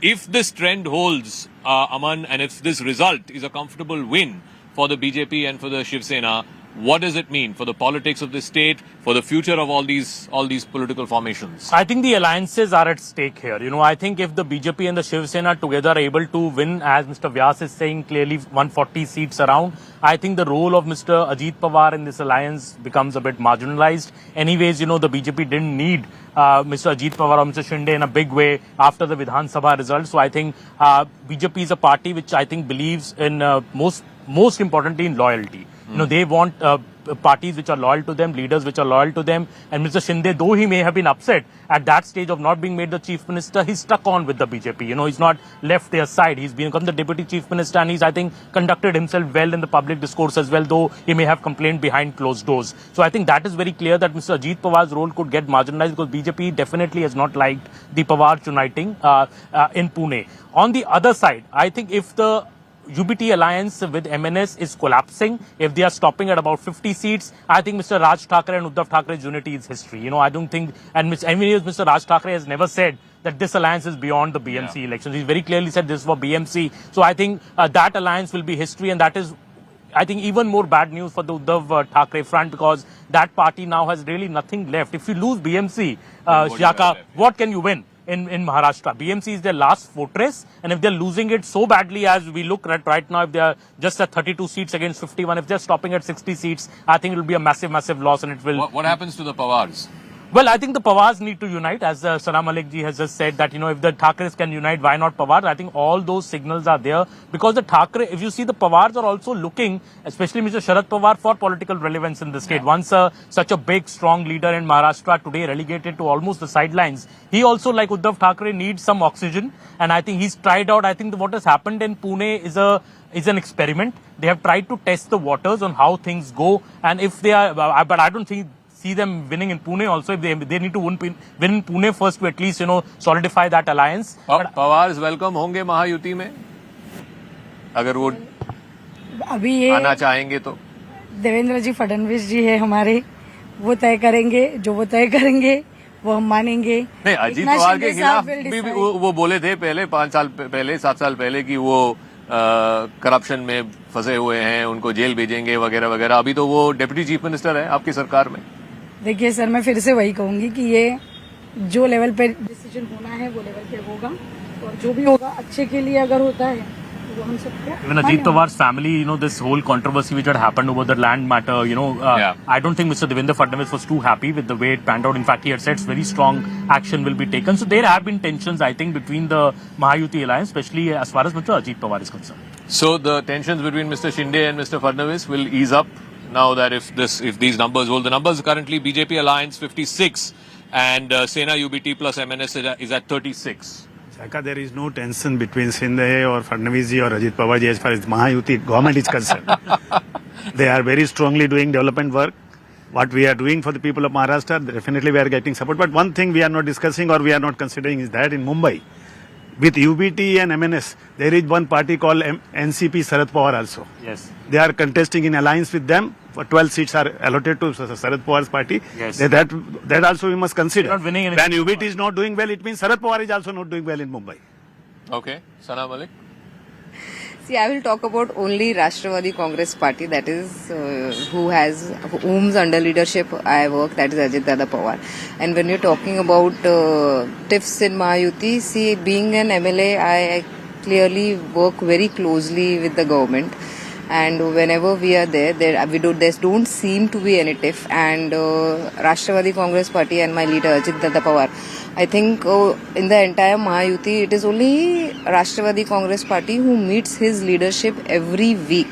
Like we have a Tuesday or a Wednesday fixed, which we meet every week and we discuss all that is happening within the government and all that is happening within the party. So right now with the discussions, we see there's no issues, but whatever has been done right till now, the local body alliance and everybody has discussed, each and every zilla has been discussed, each and every stand has been discussed, okay, what is to be done and how it is going to be forward. Few decisions are left on the local bodies like udhar ke karyakarta and everybody, but stand and the route has been fixed. It is not कि हमको divert होना है, जैसे BJP और कांग्रेस ने कहीं alliance कर लिया, बीजेपी और एमआईएम ने कहीं अलायंस कर लिया, लेकिन हमारी पार्टी को दिशा दी गई है कि you are safe here and you are not supposed to be going here. Okay, you're safe here. As somebody said, "Ek hai to safe hai" is a coinage that was given by Mr. Yogi Adityanath that was used liberally here in Maharashtra as well. Let me now get in some more breaking news. Again, Sena UBT is already crying foul. Sanjay Raut is now alleging that there was apparently a meeting between Election Commission officials and senior BJP leaders yesterday right after polling. He's asking why. He says that the model code of conduct is still in place. Why was there such a meeting? This is his allegation. Sena UBT already sort of crying foul, saying why there is some kind of collusion between the Election Commission and the BJP. Is this sort of familiar vote chori narrative again because they've lost another election? Well, I think it already started yesterday with the Indelible ink controversy, where the opposition, the Thackeray brothers, basically saying that the marker is being put on your finger and you can wash it off with sanitizer or a hand wash and you can go and vote again. I think that controversy was raised, but I think an inquiry has been marked into that by the State Election Commission, by the way. So they have taken it seriously and they have said that in the next Zilla Parishad election they will not use that particular marker. But that all said, Zaka, it is very difficult for somebody to vote a second time. When you go to vote, your name is ticked off the list, your photo is marked, everything is done. People are finding it difficult to vote once. Some people went and did not find their name in the electoral roll. So I think it's very unfathomable that people can actually go and vote twice. So I think this is more of a... Let's play out that bite of Mr. Sanjay Raut. I believe it's just ready. He's also talking about this, that a number of names, according to him, were struck out from the electoral rolls. Let's listen into what he's alleging already. Even as counting has just, 45 minutes since counting began. जो voting pattern चलाया सरकार ने, ये बेहद गंभीर बात है. हजारों लोगों के नाम गायब रहे जिसने विधानसभा में वोट किया है, और ऐसे एरिया से गायब हो गए जहां शिवसेना को या महाराष्ट्र नवनिर्माण सेना को या कांग्रेस को वोट हुए. वहां से हजारों लोगों के नाम गायब हो गए. ईवीएम मशीन बार बार बंद होती रही बहुत से प्रभागों में. जहां राष्ट्रवादी कांग्रेस को बटन दबाया गया है वहां कमल के ऊपर लाइट ऑन होती है.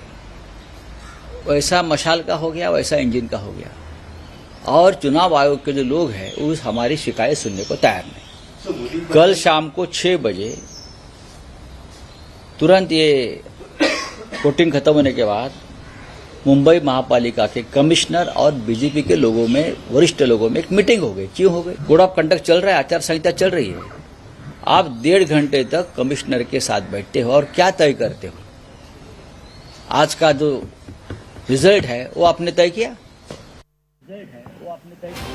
So Rahul Gandhi has also now tweeted, this is what he has said: Election Commission gaslighting, how trust has collapsed in our democracy. Vote chori is an anti-national act. Again, familiar raga that you're hearing on a day when Congress is losing, its alliance partners, Sena UBT and MNS and Sharad Pawar's party are all losing. Once again, the narrative seems to have focused back to vote chori. Mr. Jha, how long will you continue with this vote chori? People of India are not buying it. See, yesterday I also saw certain reports which have come in from the polling booths that there were distribution of money, there were distribution with regard to the voting pattern and all those things. They were doing it, and the persons responsible are the party from BJP. Their cadres were doing it, and we were giving them good fight there because they wanted to take away the mandate by way of deceit and So you look at the numbers. BJP Alliance, Mahayuti is at 63. BJP alone is at 41. Shinde Sena is at 20. Your party, Sena UBT plus MNS Sena UBT is only at 29. How can you say this is vote chori? This is a runaway victory for BJP Shinde Sena. People are voting for them. Accept the result. See, three things are there. What BJP is now categorically using is the money power. So money power when comes, everything gets failed. They have categorically spread money to the constituency voters, and they wanted to purchase the vote. But eventually they have failed. Don't you think you're insulting the intellect of the voter by saying कि पैसे देकर मतलब vote डाल रहे हैं? Because are you not insulting the voter and the voter's intellect? No. The pictures have come. The voters themselves have shown the video that they have been they have been made to be purchased by money. So you complain. You make sure that in that ward the election is cancelled. We have complained, but the election commission does not take any. Blanket. There should be a blanket. I think I personally find it insulting to the intellect of the voter कि मतलब सारे voter पैसे लेके vote डाल रहे हैं. See, not only that, I just want to bring to the notice that yesterday when Shiv Sena's responsible Padadhikari came on TV channel and said that look how the ink is being removed very easily. Was that an indication to people कि remove your ink and go and vote again? It seems so, क्योंकि उनको नहीं मिल रहा है तो कुछ ना कुछ करके हमें desperation. Out of that desperation, people are coming on TV and saying that nobody lodged the complaint with election commission at that time.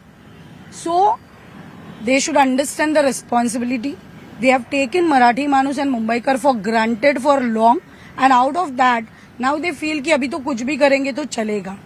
Okay, keeping money in fixed deposits and claiming that we are saving Mumbai. As against that, now people want कि वो पैसा खर्चा करो, give us coastal road, give us metro, give us facilities, give us best buses, so that we can save on our time and we can live a life with dignity. Let our standard of lying. Very interesting figures also, the leads which are coming in. BJP plus at 63 and the Shiv Sena UBT plus at 35. But as Mr. Vyas was saying that Shiv Sena is only contesting 90 seats. Uddhav Thackeray is contesting many more seats, but the difference is not much, Mr. Vyas. The Shiv Sena is at 22 and Shiv Sena UBT is at 29. So there's a very key fight on there, and if this comes very close in the end, it will also show Mr. Shinde has contributed in a big manner to the win in Mumbai. So people at Mumbai are voting for development. Apart from what we have discussed, because your leader so far was seen as a Thane leader, not as a Mumbai leader. So he was Maharashtra leader. He was always a Maharashtra leader. He led Maharashtra for 2.5 years like a warrior, 24/7. When other leader was sitting at home having Facebook Live, he was on the spot always. So that's why the people have voted for Yuti in November 2020. Let's ask Sanjay Nirupam, who's also leader of the Shiv Sena Shinde faction, who's now joining us. Sanjay Nirupam ji, latest numbers: BJP-led Mahayuti alliance 63, 41 to BJP and 22 to the Shiv Sena. Do you think people of Mumbai have once and for all settled the legacy of Balasaheb Thackeray is now with Shinde Sena, your leader, Mr. Eknath Shinde, and not with the Thackeray brothers? I don't want to get into this controversial topic. All I want to say is that the Mumbaikars, the voters of Mumbai, have voted in the name of development of the city. They don't want to get divided in the name of caste, creed, religion or language. The way Thackeray brothers played their election campaign, the way they started dividing the people of Mumbai in the name of language, in the name of province, in the name of prant, that is completely going to be rejected by the people of Mumbai. Because Mumbaikars who are living in 2026 now, they are no more backward. They don't want to get into this identity politics. They are much more interested in the development of the city, and for last 4 years, the Mahayuti government is delivering the way Metro has started, underground metro is working in Mumbai, the way coastal road is functioning in Mumbai, the way road development is taking place, the way housing sector is taking place, the way BDD charge was developed by our government, it started developing, the way cluster development process we have started, and the way overall Pagadi free buildings, the old buildings of South Mumbai, and overall slum redevelopment scheme is being implemented. That is being accepted by the voters of Mumbai, and that is why I would like to say that Mr. Nirupam, it's also a fact that there are problems galore in Mumbai, whether it is potholed roads, whether it is flooding when the monsoon happens. Today we are sitting overlooking the gateway of India. We can't see the gateway because of the smog, because of the pollution. I mean, these are all issues that your government has to also answer for. Of course, you are 100% correct that these are the challenges before the government, and these are going to be the challenges before the municipal corporation, which is going to be elected today. So we have to focus on pollution also. We have to focus on the overall health of the Mumbaikars also. We have to focus on the development and the good functioning of the hospitals and the primary schools in Mumbai also, and that is what we are going to do. That is what we are planning to do. When Shinde was Chief Minister of Maharashtra for 2.5 years, he has started Balasaheb Thackeray Apala Davakhana. That is one of the best health scheme in our city. The small clinics were started in various wards, and through those wards we were catering to all the local poor people without charging a single penny.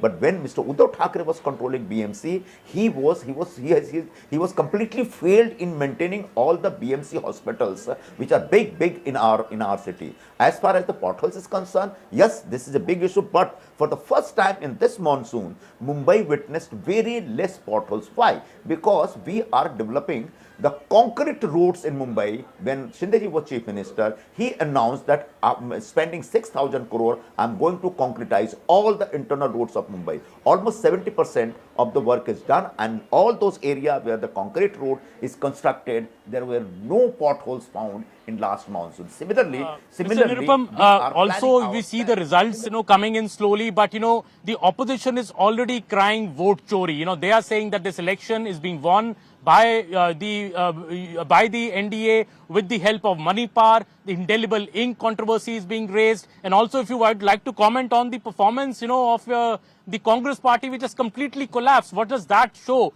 for the Congress? As far as opposition's allegations are concerned, before the result is completely announced, they started making excuses. First, they said that EVM is manipulated. Then they found some pad unit machine, that this is going to be misused to benefit the ruling parties in the election. Finally, they used that. They made a huge noise about the ink which is put on our finger. And I have got this ink, and I'm not able to remove it. So these are the basically a character of bad losers. All I would like to say the opposition leaders, that please focus on the development of Mumbaikars, development of Mumbai city. Don't get into this caste politics or the identity politics. Nobody is going to buy it. Nobody is going to accept it. What was your other question? I forgot that. Okay. Thank you for joining us. As we take a break here on the program, our coverage will continue. The numbers right now: BJP Alliance Mahayuti 68, BJP alone 45, Shiv Sena's Shinde faction 23, the Sena UBT MNS Alliance only 39, UBT at 31, MNS at 7, NCP Ajit Pawar 1, NCP Sharad Pawar 1, Congress only at 6. We are continuing our live coverage right on the other side of this very short break.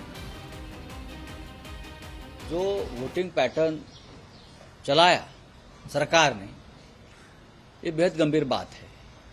हजारों लोगों के नाम गायब रहे, जिसने विधानसभा में vote किया है, और ऐसे एरिया से वोट गायब हो गए जहां शिवसेना को या महाराष्ट्र नवनिर्माण सेना को या कांग्रेस को वोट हुए, वहां से हजारों लोगों के नाम गायब हो गए। ईवीएम मशीन बार बार बंद होती रही बहुत से प्रभागों में।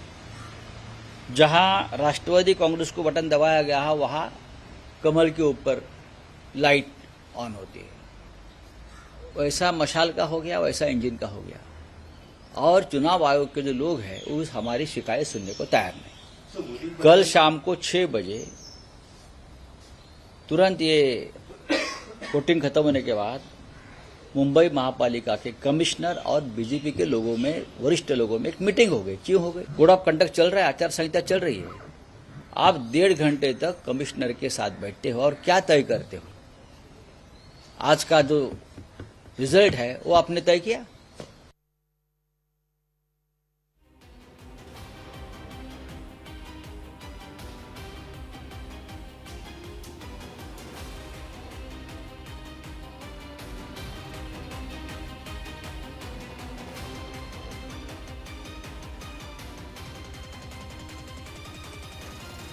After Lok Sabha also, after Vidhan Sabha also, now in the BMC. Well, it seemed to be building up since yesterday. I could see that since afternoon yesterday when Uddhav Thackeray said that he would go and sit outside the State Election Commission if this indelible ink controversy is not resolved. Before that, I had a spokesperson from the NCP, Sharad Pawar faction, the former mayor, Nirmala ji, who clearly said this election has already been stolen by the ruling coalition on the basis of money, power and manipulating the electoral rolls. So, and yesterday also we saw, Uddhav Thackeray clearly saying that many people have not been able to cast their vote, clearly hinting at that his voters are not being allowed to cast their vote. I think, Zaka, all of this is a predictable pattern. We see that just before election day. We're seeing it today as well. I think the larger issues which remain, which are not being answered by the opposition is that why have they not been able to capture the imagination of the local Mumbaikar? When you don't speak about civic issues, when you only speak about Marathi Manus uniting on the basis of religion, obviously the young, the Gen Z voter does not connect with you. And I think the development narrative of the BJP, of the NDA and the cohesiveness that BJP and Shiv Sena have shown in Mr. Eknath Shinde seems to have worked its magic. The Shiv Sena Shinde had a big point to prove in Mumbai because, Shinde was seen as a Thane person. So I think if the numbers hold, as we are currently saying, the BJP plus at 68 and the opposition only at about 39, I think this is a vote for development, infrastructure, a triple engine government. So if this trend continues to hold, then the exit polls seem to have got certainly the direction right and maybe even the margin of victory of the BJP and the Shiv Sena right, because right now, like Aman was saying, BJP alliance is at 68, Sena UBT plus MNS is only at 39. Where do the Thackerays go from here? Because this whole election, Aman, they had made it out to be, about the Marathi Manus and about saving Marathi Asmita, etc. And this was their last stand. What happens to that alliance? What happens to their future politically? Well, I think it's a dark, lonely future ahead. After the big Vidhan Sabha setback, this was, in a way, their last hurrah. They wanted to make this election their last fortress. They wanted to win this bastion. That is why I think both the brothers buried their differences after 2 long decades and came together. But still, I don't see that magic working because I think people and the electorate have seen this through. They feel that this is an opportunistic alliance. You come and speak about uniting the Marathis, this lungi, pungi, abusive business. I don't think that today's youth or today's educated voter, which is there in Mumbai in a big proportion, really relates to that. And I think this will be a defeat of that what I believe was hate politics and people reposing their faith in the NDA. I think this alliance of Raj Thackeray and Uddhav Thackeray may not last beyond these BMC elections if there's a bad loss. Let's also go across to my colleague Mayuresh, who's joining us. Mayuresh, any word coming in from the opposition, either from Uddhav Thackeray, Raj Thackeray, or anybody from the Congress? This is a pretty bad sort of result for them. The Sena UBT plus MNS only at 39 and the BJP alliance at 68. Absolutely, Zaka. Right now, I'm at the headquarters of Shiv Sena, which is a Sena Bhavan, and it is completely silent over here. A few leaders have gone inside, but we tried to speak with them, but they said that we need to see the results first, and let the results come, then we will speak. But as of now, no word from the Thackeray brothers yet. Yeah, just walk us through also in terms of what this means for the BJP and for the Shinde Sena. There were murmurs about not all being well between Mr. Fadnavis and Mr. Shinde. Now with this huge win, or at least they certainly seem to be on the way to a huge win, do those differences get papered over? Do those cracks get papered over? So cracks will remain because see, both the leaders are ambitious leaders. both the leaders have proved their mettle. Even if you see the results from Thane, they're also indicating towards Shiv Sena led by Eknath Shinde.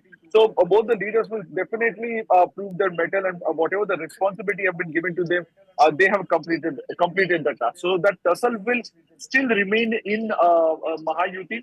But obviously, when there is a strong central leadership who can pacify the leaders, so that tussle will not come out, the cracks will not come out that open. And even if they come out, then there is always a leadership which can pacify both the leaders. So that will remain, because as I said, both the leaders are very much ambitious. So let me also get a quick word from Yasha, who's joining us from outside the BJP office. What's the mood like there? Have the celebrations already started? Have they started distributing the laddus yet? And what are we expecting? Do we expect the Chief Minister, the State BJP President, the Mumbai BJP President, etc. to be arriving there in the next few hours? Absolutely, Zaka. I'll ask my VJ Manish to show you visuals from right behind me. This is a BJP office. Of course, not laddus, but yes, vada pavs have already started right here, considering we're in Mumbai. So, of course, we see a lot of karyakartas, workers of the BJP who've started gathering here ever since this morning. The breakfast has started. We also see a stage already being prepared right outside the BJP office. Clearly, this is a kind of just the beginning to ensure that when the final results are announced is where the celebration could begin. But yes, a lot of buzz outside BJP office right now. Both the sides of BJP office, right outside this BJP office, as we'll show you the visuals, are barricaded. There are stages being prepared. There's a huge LED that's put forth. So yes, in some time from now, once the results are pretty clear, is where we understand who all would be making it here. Usually, as a protocol, when we speak of this, as and when there are celebrations that take place at BJP office, we of course see the state BJP president to come in. Here, of course, considering it's the BMC, so which is Amit Satam, who is the Mumbai BJP chief. He would also be present, and most of the times even the chief minister, considering that this time around it has been the onus on him to ensure that this win is delivered. So clearly this event would in fact be dedicated to him, and which is where we see the kind of preparations being held right here, because both the sides, as you see towards the entry of BJP and office, right now BJP plus Shiv Sena is at 73, Sena UBT plus MNS only at 42, as we welcome Abba Singh into this conversation. What do you make of this result? What is the message from this mandate? I think the monopoly of Shiv Sena is being broken for the first time. The public is pretty disgusted. You can see the number of skyscrapers that are coming up. Mumbai never had an AQI problem, and suddenly Mumbai is having pollution problem. Mumbai is facing so many problems. So I think the people of Mumbai, the Mumbaikars as you call them, they want to give BJP a full show, full free hand, so that maybe Mumbai is turned around. So they have voted in that sense for a triple engine sarkar at the municipal corporation, at the state assembly, and of course at the centre. Yes, you could say, because people feel that maybe now Mumbai would run. And one more thing, the coastal road, the metro, all these projects which have come up are showing that yes, this government can do something.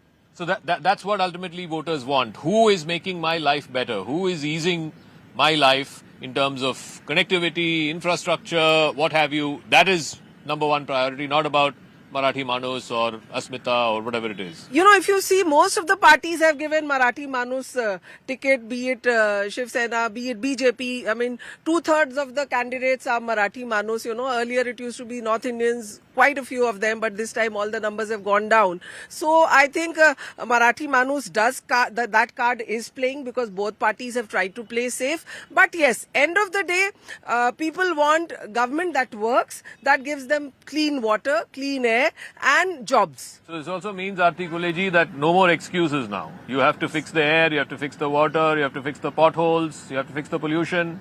And BJP have already started doing that.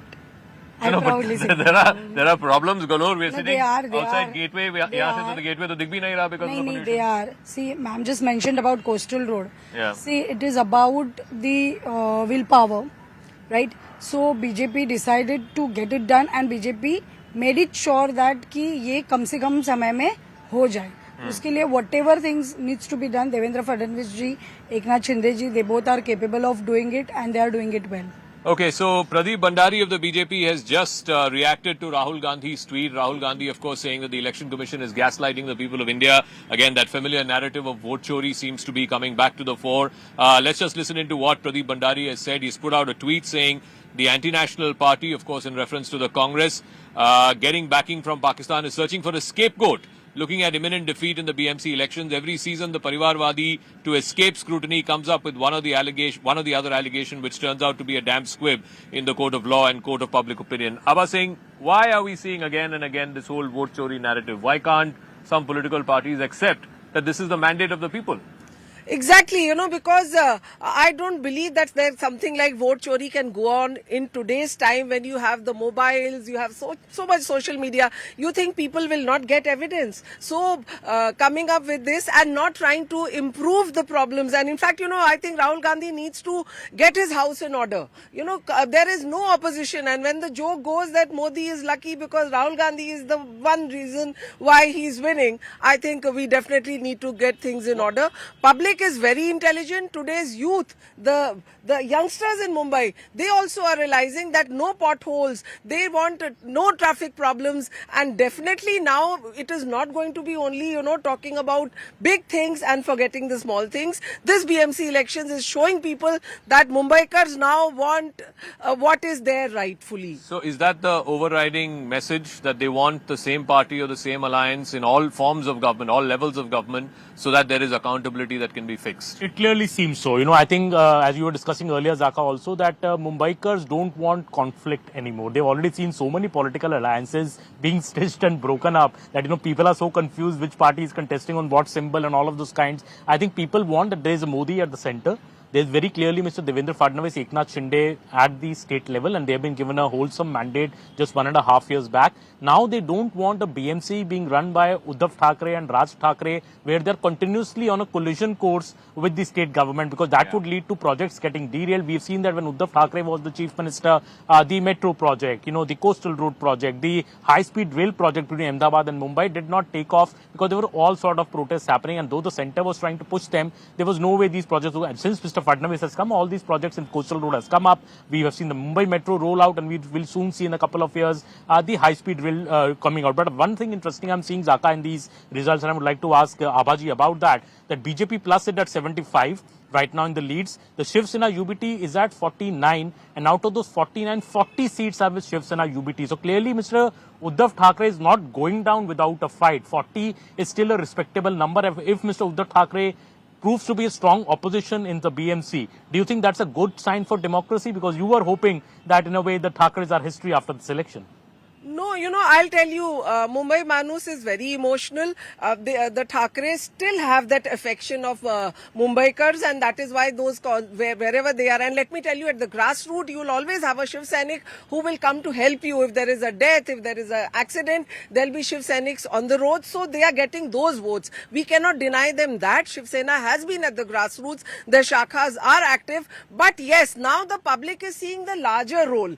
They want roads, they want jobs, they want things which are lacking, and of course nobody can deny that there's been a lot of corruption. It's not that only one party is corrupt, so somewhere public is saying, okay, let us see whether Fadnavis is makes BMC transparent. It's with a budget of 74,000 crores. So much more than many states, Zaka. Right. So the public feel that is the kind of property tax we are paying. So are we getting those services? No. So that is why this mandate has come. So it's a mandate that, look, we are giving you a clean sort of all three levels of government. It's the BJP and the Shiv Sena Shinde faction that's been brought to power. Now we want delivery. Now we want our basic services to be addressed. The numbers, very interestingly, the BJP alliance leading in 75. BJP alone is at 49. Shinde Sena at 26. Sena UBT combined with MNS is at 49. So the BJP alone is matching the number of the Thackerays. So I think that in itself is a message that this whole plank trying to appeal to nativist ideology or nativist emotion, reductionist debate, that doesn't seem to be working. The people want development. They want one party to be voted in all three levels of government, so that finally delivery can begin, finally better services can begin for the citizens, whether it is fixing the pothole roads, whether it is addressing the monsoon issues, whether it is addressing pollution. I never thought a coastal city like Mumbai, where there is always a sea breeze, would have a problem like pollution. But look around us. I mean, we can barely see the boats and the ships out at the Arabian Sea because of the smog. So this is a very, very real issue, and particularly for the youngsters, for Gen Z. Varun Singh is also joining us. Varun Singh, if these numbers hold, and likely they will, at 75 currently, on the way to a 100 three-digit figure, what does this result, what does this mandate from the people of Mumbai mean for both BJP Shiv Sena on the one side and the Thackerays on the other side? Seem to be to be fair, the numbers that are coming right now are as expected. There's not much of a change that we had been. Yesterday, I was speaking to Aman. I had also told him that these are the kind of numbers that we would be expecting today, and there's no difference in what was expected. What it means for the Thackeray brothers is, see, to be very honest, I don't see the Thackeray brother alliance going ahead for a very long time. Raj Thackeray is super confused. Uddhav Thackeray is ambitious. He now has to go back to the Congress, and Congress wouldn't want Raj Thackeray to be there in their alliance because they at least consider themselves as a national party. So that alliance of both the brothers is all set to crumble. They wouldn't be continuing for a very long time. Talking about the BJP Shiv Sena, they are in power over here in the state. They are going to continue with it till 2029. So they will, and there are multiple things for the BJP to prove. This would be for the first time that BMC will see a BJP mayor. Till now, the BJP had no mayor in Mumbai. There are a lot of things that they have to prove as work to be done. Corruption is one of the biggest issue, but corruption happens at the administration level. We don't know how these politician corporators can handle that particular thing, because builders go and pay to the officers over there for their files to be cleared. Road contractors go and pay the officers for their files to be cleared. The corporators have very least or negligent roles. So corruption, I don't know whether it would be any party that comes into power will be able to curb till the time they don't overhaul the entire administration BMC. But most important factor that we expect is that at least these corporators will work as opposition to the administration and get good contractors for road, get good contractors for the Nala Safai, get good contractors for building bridges, and would see to it that the work is done at a faster scale. That is the big challenge that the BJP Shiv Sena will be facing. And while we are talking about BMC in the adjacent cities like Thane and KDMC, the BJP is already almost, the BJP and Shiv Sena have snatched power from everyone, whoever was contesting. Yes, Aman. Well, interestingly, Varun, if we look at the figure that Zaka was just mentioning, that the BJP is at 49 and the alliance on the other side is also at 49. So in a way, the BJP is proving to be as strong equally as the Thackeray brothers united. And in fact, Mr. Shinde is proving to be the bonus here with another 26 seats. That really speaks about the BJP's organizational strength, the BJP, how strong the party now is, even in the Mumbai BMC. Absolutely. BJP is one of the strongest party. If you see, in 2017, they won 82 seats, just 2 seats less than the Shiv Sena, which was ruling the BMC for 20 years, then and now 25 years. So it is clearly visible since 2014, when the BJP started, BJP contested the elections for the first time in Maharashtra on its own, the assembly elections. Since then, it has managed to grow its strength. If you see Mumbai MMR, in MMR right now, Bharatiya Janata Party is the leading party compared to any other political party, and it was a given that the Bharatiya Janata Party in Mumbai will be the single largest party. There was no denial in it. There was no confusion about it. They have organization, and the most important thing is they might not have a cadre as aggressive and violent like the Shiv Sena or the Manse, but they have a cadre that knows that when the polling comes, when they visit the polling station, they are hardcore BJP voters and they will vote for them. And that is more important. They might not have an organization as strong as the Shiv Sena, but they have voters who are not swaying on any of these opposite sides. So the BJP voter in Mumbai is a silent voter. They are not the ones who are like Mansa voters or Ubata voters who are loud, who attack people. People don't like this whole thing कि आप मराठी नहीं बोलते तो आपको मार देंगे, पीट देंगे. I would like to correct, it's not voter, it's the Karyakarta. Okay. Mumbai's voter, especially the youth voter, they are very intellectual. They understand, and thanks to exposure to social media and all other platforms where they see what is happening and then they decide. Yes, definitely there is a silent voter of BJP who observes all these things and then decide whom to vote. they don't get into this trap of, as you mentioned, that Shiv Sena and Mansi's Karyakarta who's there on the road, and sometimes the trouble. We have seen one incident where a Marathi young boy who just spoke in Hindi in train, and then what happened? You got beaten. Okay, Yeah. so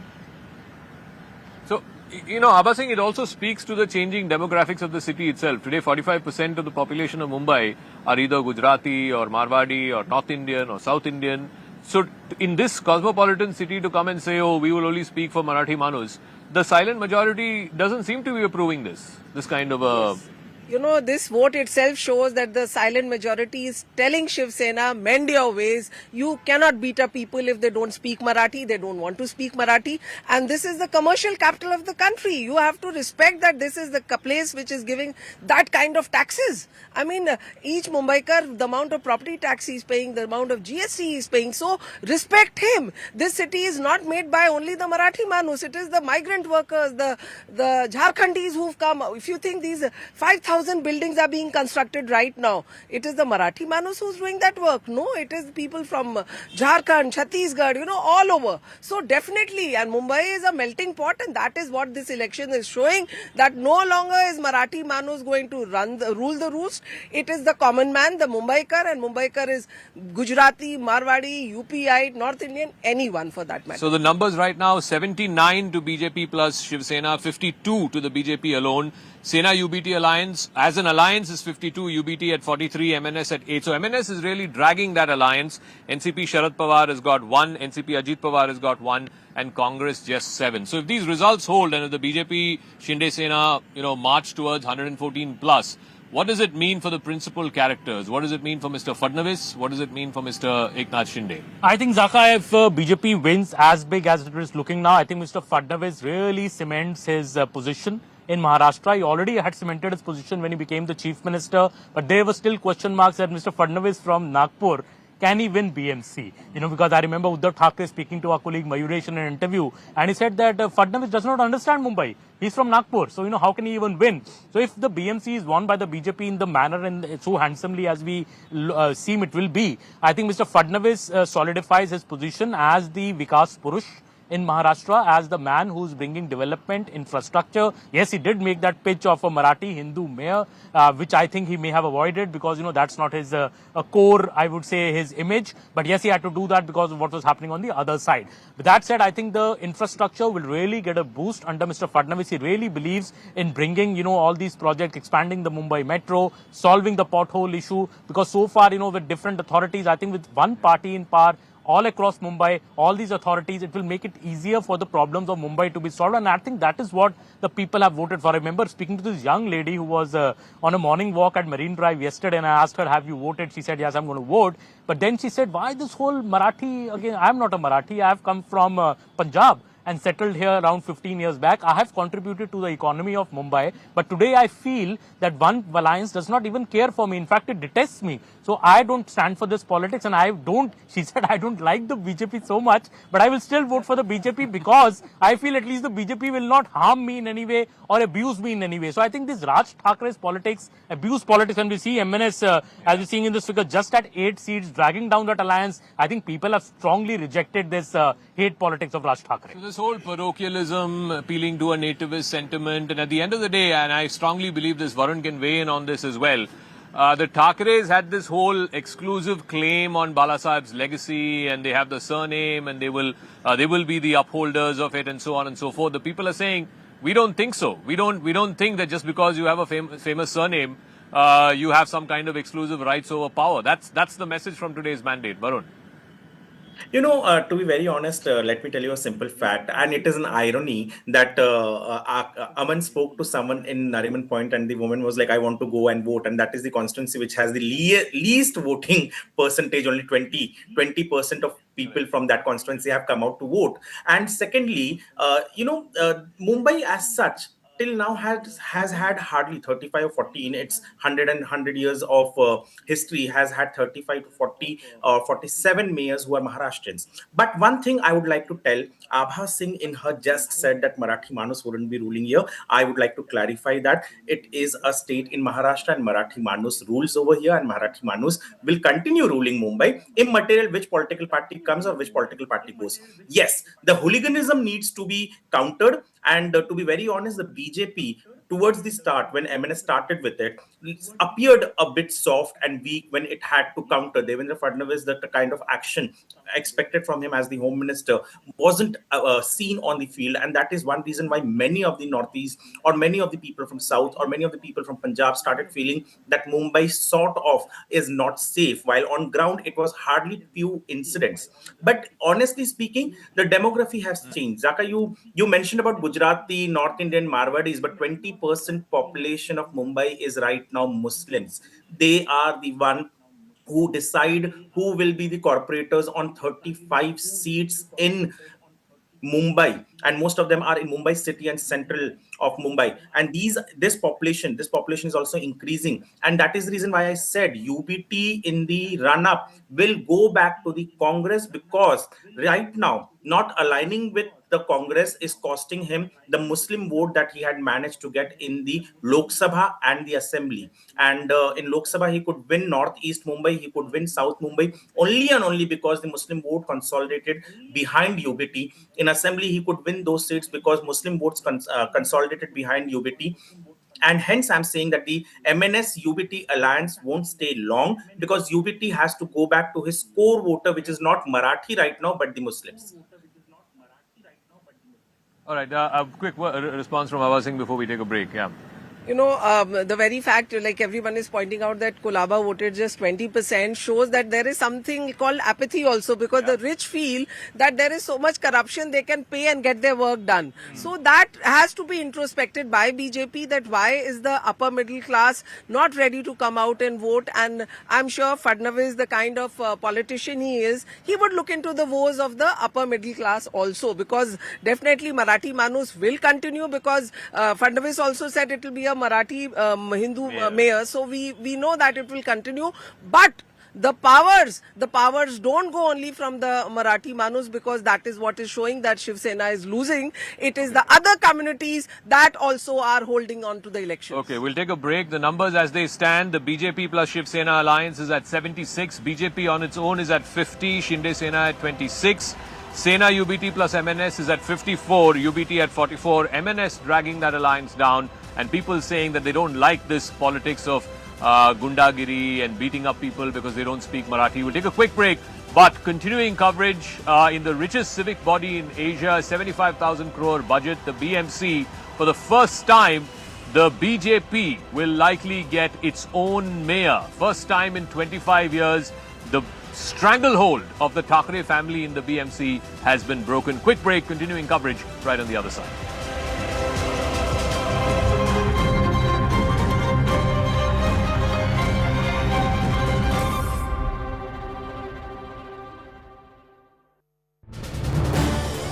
This is News 18 Network.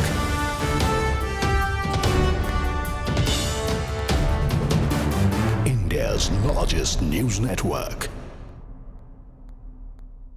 This debate settled as to who is the true legatee holder of Balasaheb's legacy? Jaka, as far as who is the true legatee holder of Balasaheb Thackeray, our founder, has been decided last year itself when the assembly elections took place. No, but the Thackeray brothers are saying this is the last stand. They may claim anything, but as far as the people of Maharashtra is concerned, they have already decided in November 2024 by assembly election, which was fought under the leadership of then. So it doesn't matter what happens in the BMC? I don't think they are going to do well as far even when projection is there. BJP Alliance, Mahayuti, 68.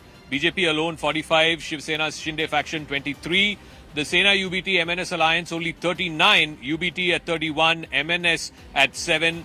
NCP Ajit Pawar, 1. NCP Sharad Pawar, 1. Congress only at 6. We are continuing our live coverage right on the other side of this very short break.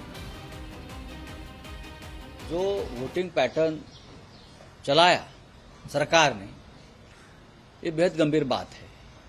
हजारों लोगों के नाम गायब रहे, जिसने विधानसभा में vote किया है। और ऐसे एरिया से वोट गायब हो गए जहां शिवसेना को या महाराष्ट्र नवनिर्माण सेना को या कांग्रेस को वोट हुए, वहां से हजारों लोगों के नाम गायब हो गए। ईवीएम मशीन बार बार बंद होती रही बहुत से प्रभागों में। जहां राष्ट्रवादी कांग्रेस को बटन दबाया गया है, वहां कमल के ऊपर लाइट ऑन होती है। वैसा मशाल का हो गया, वैसा इंजन का हो गया। और चुनाव आयोग के जो लोग हैं वो हमारी शिकायत सुनने को तैयार नहीं। कल शाम को 6 बजे तुरंत ये वोटिंग खत्म होने के बाद मुंबई महापालिका के कमिश्नर और बीजेपी के लोगों में, वरिष्ठ लोगों में एक मीटिंग हो गई। क्यों हो गई? कोड ऑफ कंडक्ट चल रहा है, आचार संहिता चल रही है। आप 1.5 घंटे तक कमिश्नर के साथ बैठते हो और क्या तय करते हो? आज का जो रिजल्ट है वो आपने तय किया।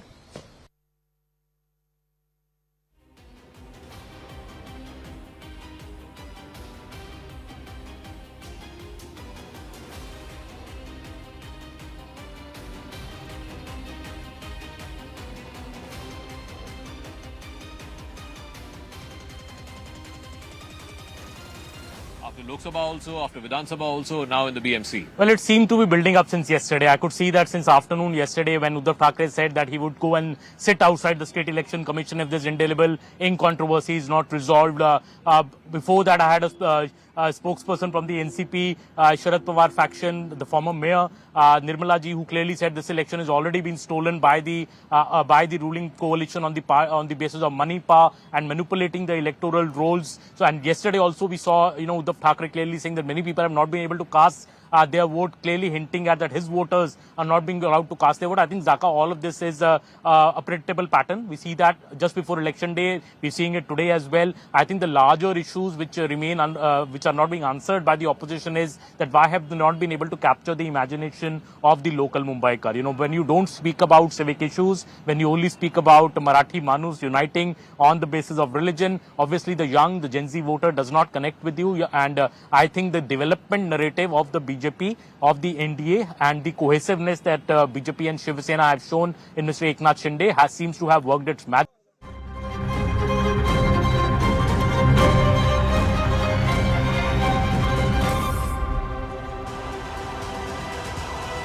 Welcome back to our continuing live coverage. We're coming to you from this beautiful location overlooking the Arabian Sea. You can see the beautiful Taj Hotel right in the background. Of course, if you can get past the smog that is AQI here in Mumbai, has been a